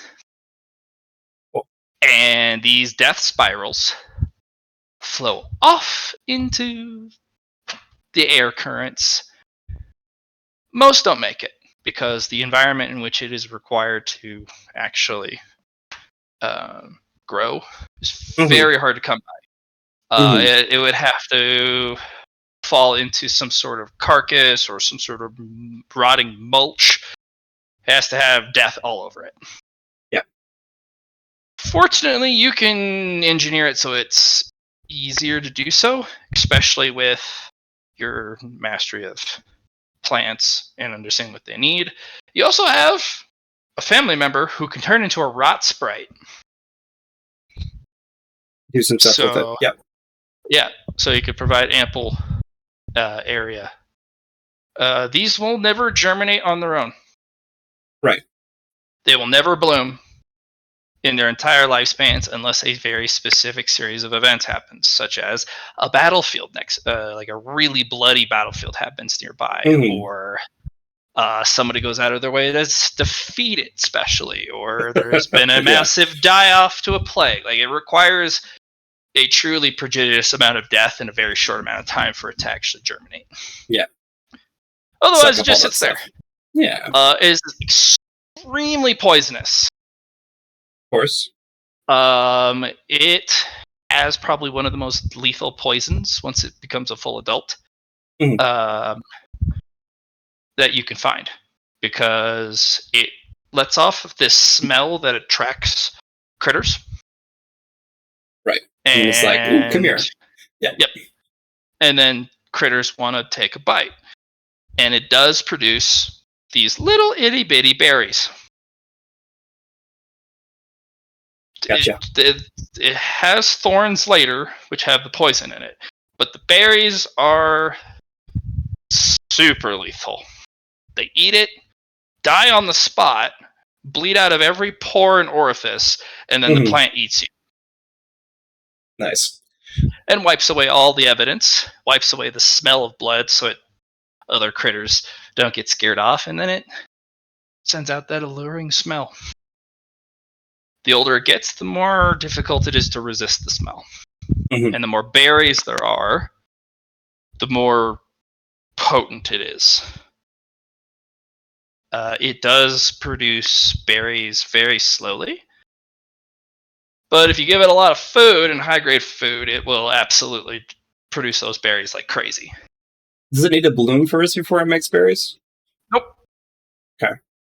It doesn't. Blooming is... It's death cycle in a sense. It's death cycle, yeah.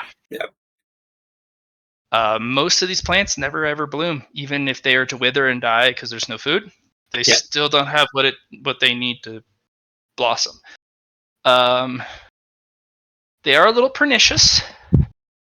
If it does wither and die, it kind of collapses on itself and forms a couple seeds. So if food ever comes back, it can regrow. Got you. But most they're super rare. They're very needy. All sorts of things. Last question: does it produce any excrements? I don't think that's the proper word for it. Just the odorous effect. Just the odor in the berries. Okay, gotcha. Okay.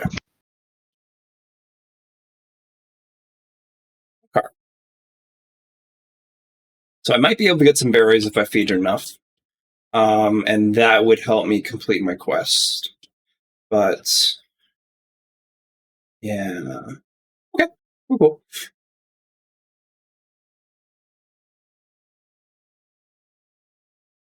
Okay, we got that. The field I just tilled.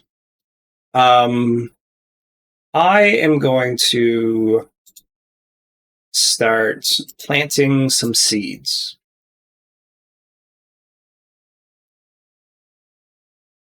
Okay, let's do this. This. Yes. And let's look at my journal and Susie. So I have some corn seeds, some peppercorn seeds, some magic carrots, magic onions, dandelions, lemongrass, cilantro,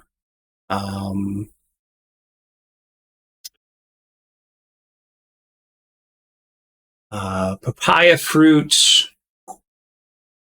I have some plum trees. I I require magical soil for that one. But yeah, I'm going to start planting those in my garden so I can have some plants ready to go, and I can make some more food that I don't have the ingredients for. Cool.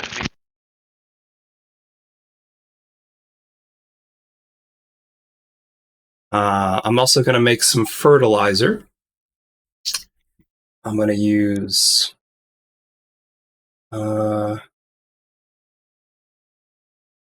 6 minor malts to do so. And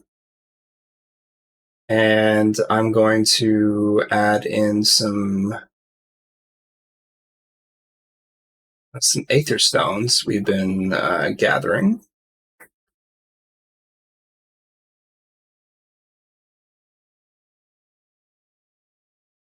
How long were you in the dungeon for, Matt? Was it like 5 days? 2 weeks. 6? 2 weeks. 2 weeks? Yep. 1 week on each side.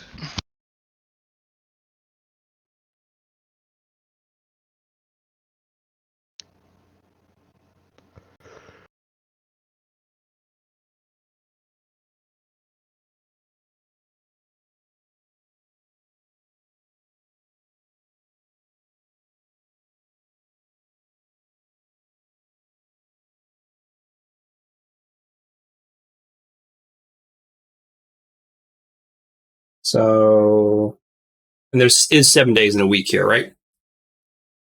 Or 6? Is it 6? 5. It's 5 days. Okay, gotcha.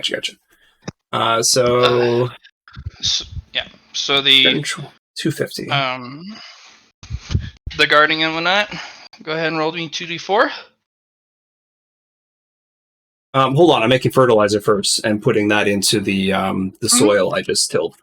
Yes. So I'm using 250 medium grade small size aether stones.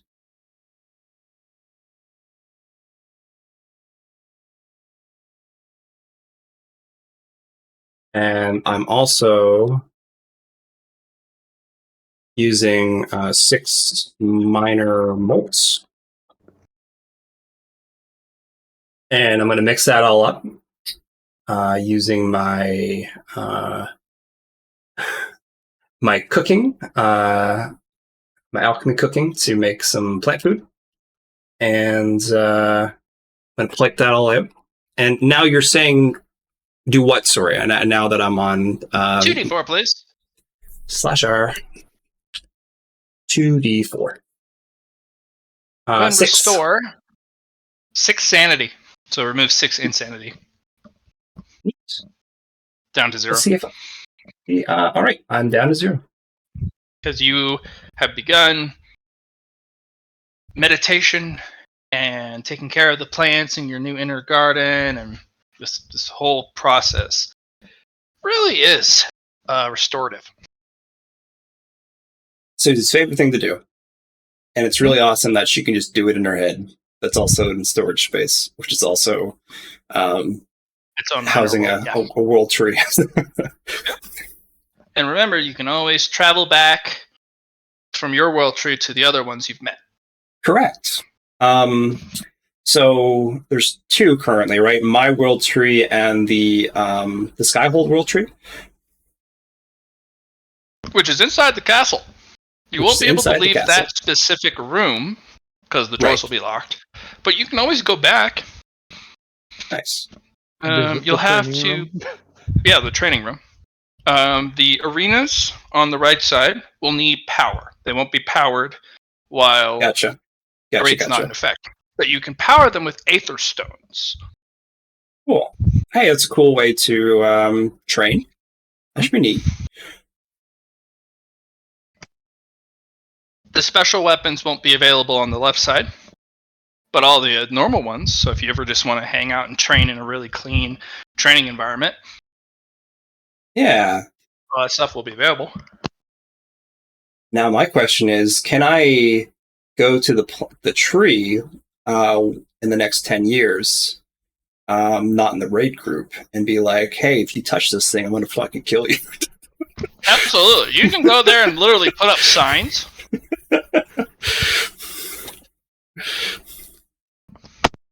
Yeah.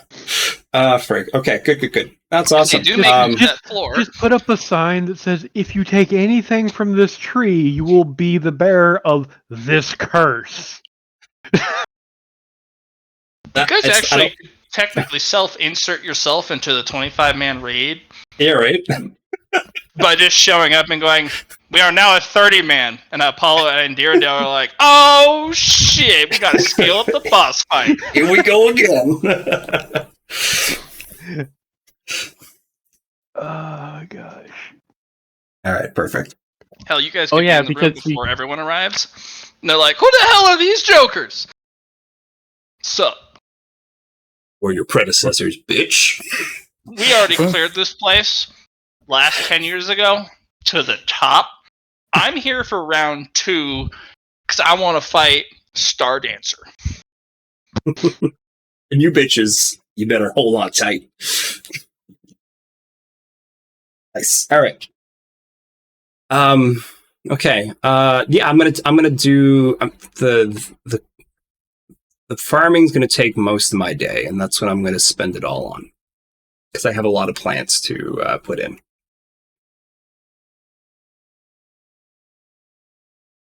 All right. Would you like Fox.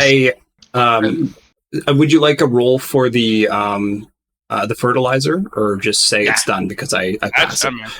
It's all good. Excellent. Oh,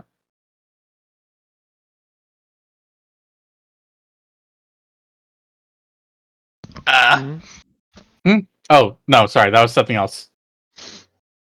Fox, Mm-hmm. what you doing? I am a tinkering.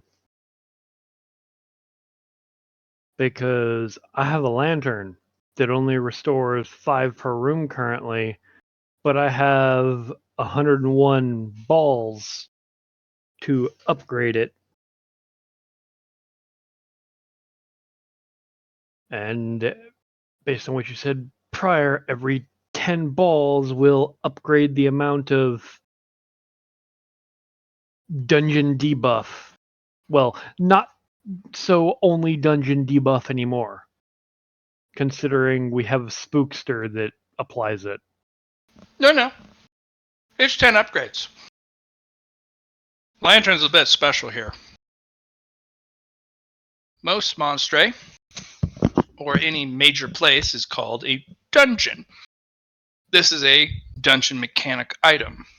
Won't really do you any help outside of dungeons, but the places you want to go anyways are called dungeons. In fact, some classifications or abilities allow you to declare a human-built stronghold a dungeon if it meets certain requirements.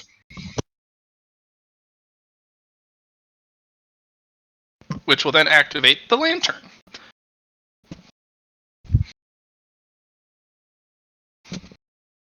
What type of upgrades do you want?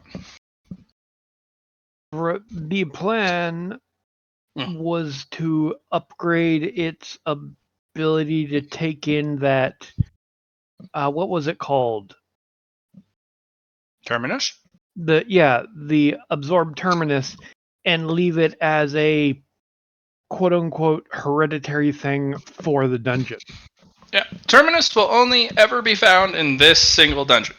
Yeah, and that's all this lantern was going to be able to do, because that's what it was designed for. Joke's on you. I needed the balls to upgrade its ability to absorb terminus. Right. Are you the telling lantern, me? when you leave, is a little bit different. Mm-hmm. The lantern is a dungeon-only item. It is only usable while in a dungeon. Okay. The major mechanic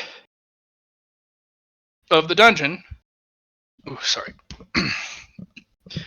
can be stored inside this device. So if you go to another dungeon and it stacks up poison, you can store it in the lantern. It's not just Terminus. So the lantern will just absorb whatever debuff a dungeon applies and get rid of it. Yes. Or store it and convert it into another type of power. Okay, then yeah, I definitely want to upgrade it. Currently, it only has if that hasn't changed, it has the ability to absorb 5 stacks of something. Yes. And I know that every 10 of those orbs that I got would upgrade the lantern. I have 101 of the orbs. Okay, 10 upgrades. So, first thing we're going to do, first 10. Do you want to increase the holding capacity? Its conversion ability? Its durability? Like, what are we doing for the first one? You told me that because the materials I used were mythic grade because they came from a mythic dungeon, it was at base a mythic item. Yeah. That's pretty good. First thing I'm going to do is upgrade its capacity.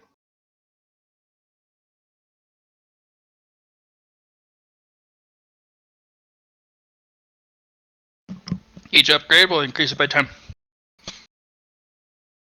Do I need to make any rolls for this?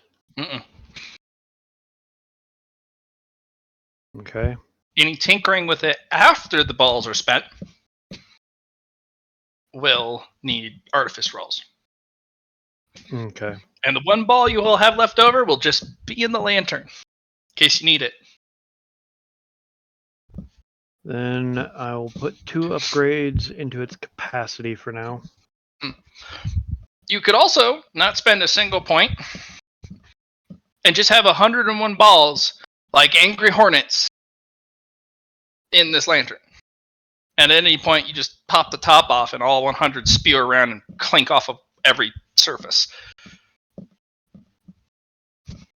Yeah, but they're just perpetual terminus orbs. No, they do a D10 plus 1 exploding true damage per hit, remember? Oh, God.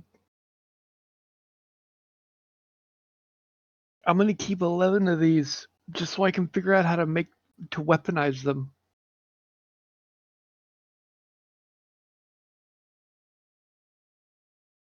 Planning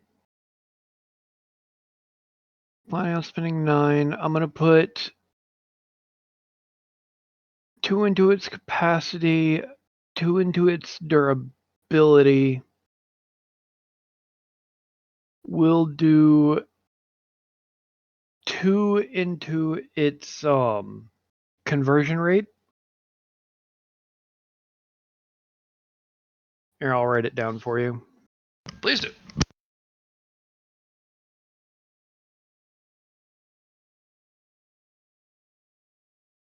Oh my God.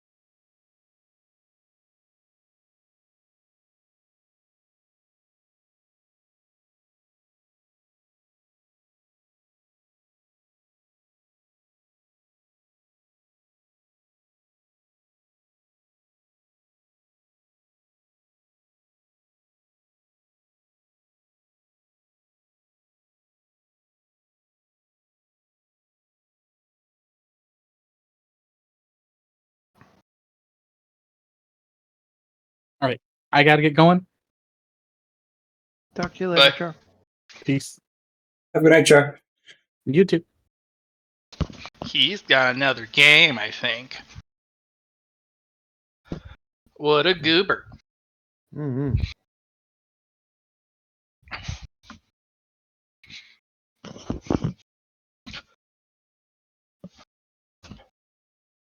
But I Yeah, go ahead and write those down for me. Anything else you want to do did. besides working on the lantern?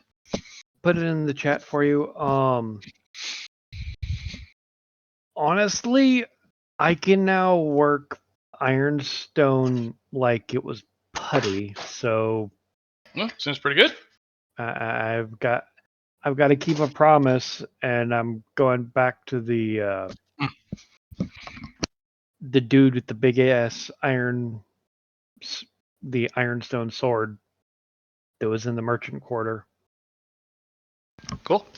Because he told me to come back and find him in that area once I could work it. Okay. Remember what he promised you? That he would commission something from me. Yep. Because it was rare to find people who could work ironstone. So I go in and check with him. Yeah. If you can fix his sword, he's got work for you. Expensive work. What's he need done? Go ahead and roll me that artifice. And also the blueprinting. So blueprinting to modify the artifice. Like the usual roll. Yep. Okay, let's see here. Archetyping. I get a plus 80 with all my bonuses. So that'll be a plus 150 base plus 230.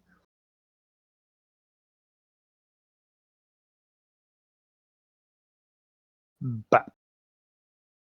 So 25 degrees of success on the artifice roll. Yep, you go up to the blade, activate your knowledge, wield your your powers on it, and you just kind of knead the blade with your paws, like a cat would knead something.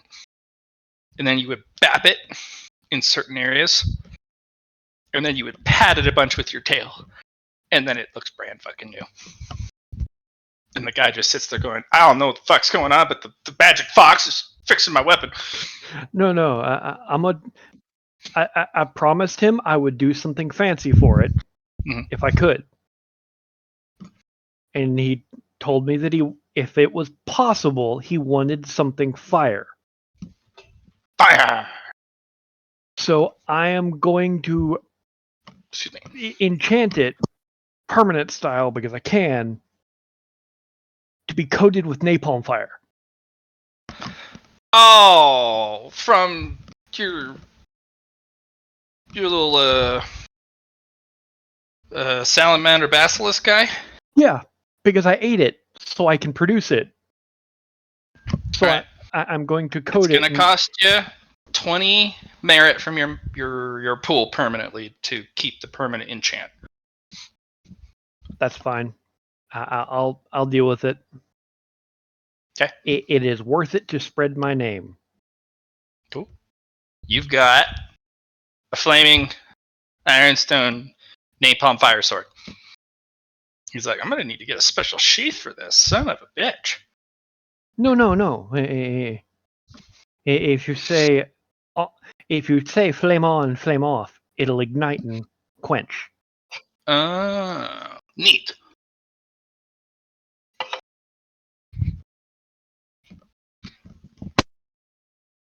So I just have to prevent myself from saying those words in that exact order ever. Unless I wanted to. Yep. Huh. What about other people? What if somebody knows my weapon and they just yell flame on? Whoa, yep, there it goes. At me. Does it ignite because they said so? It's like, because I can attune magic to people. I figured out how to do that. It's like, hold the sword. Mm-hmm. I'm going to sit on his shoulder. Whoa. I'm going to attune it to him. Oh, okay. I see what you did there. Right.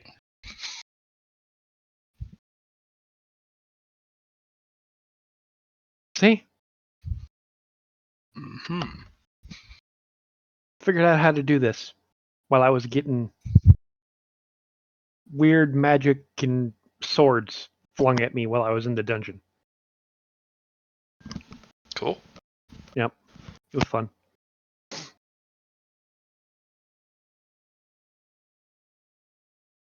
All right. Anything else? I have a commission for you. Okay. It needs ironstone. I need a little orb device that I can throw at something. It'll tangle it up with some wires and then close around it. Hi guys, you can hear me. Yep. Hello. Bye. Bye. Bye. Thanks for the session, Matt. Yep. Have a good one. Thanks. So you want an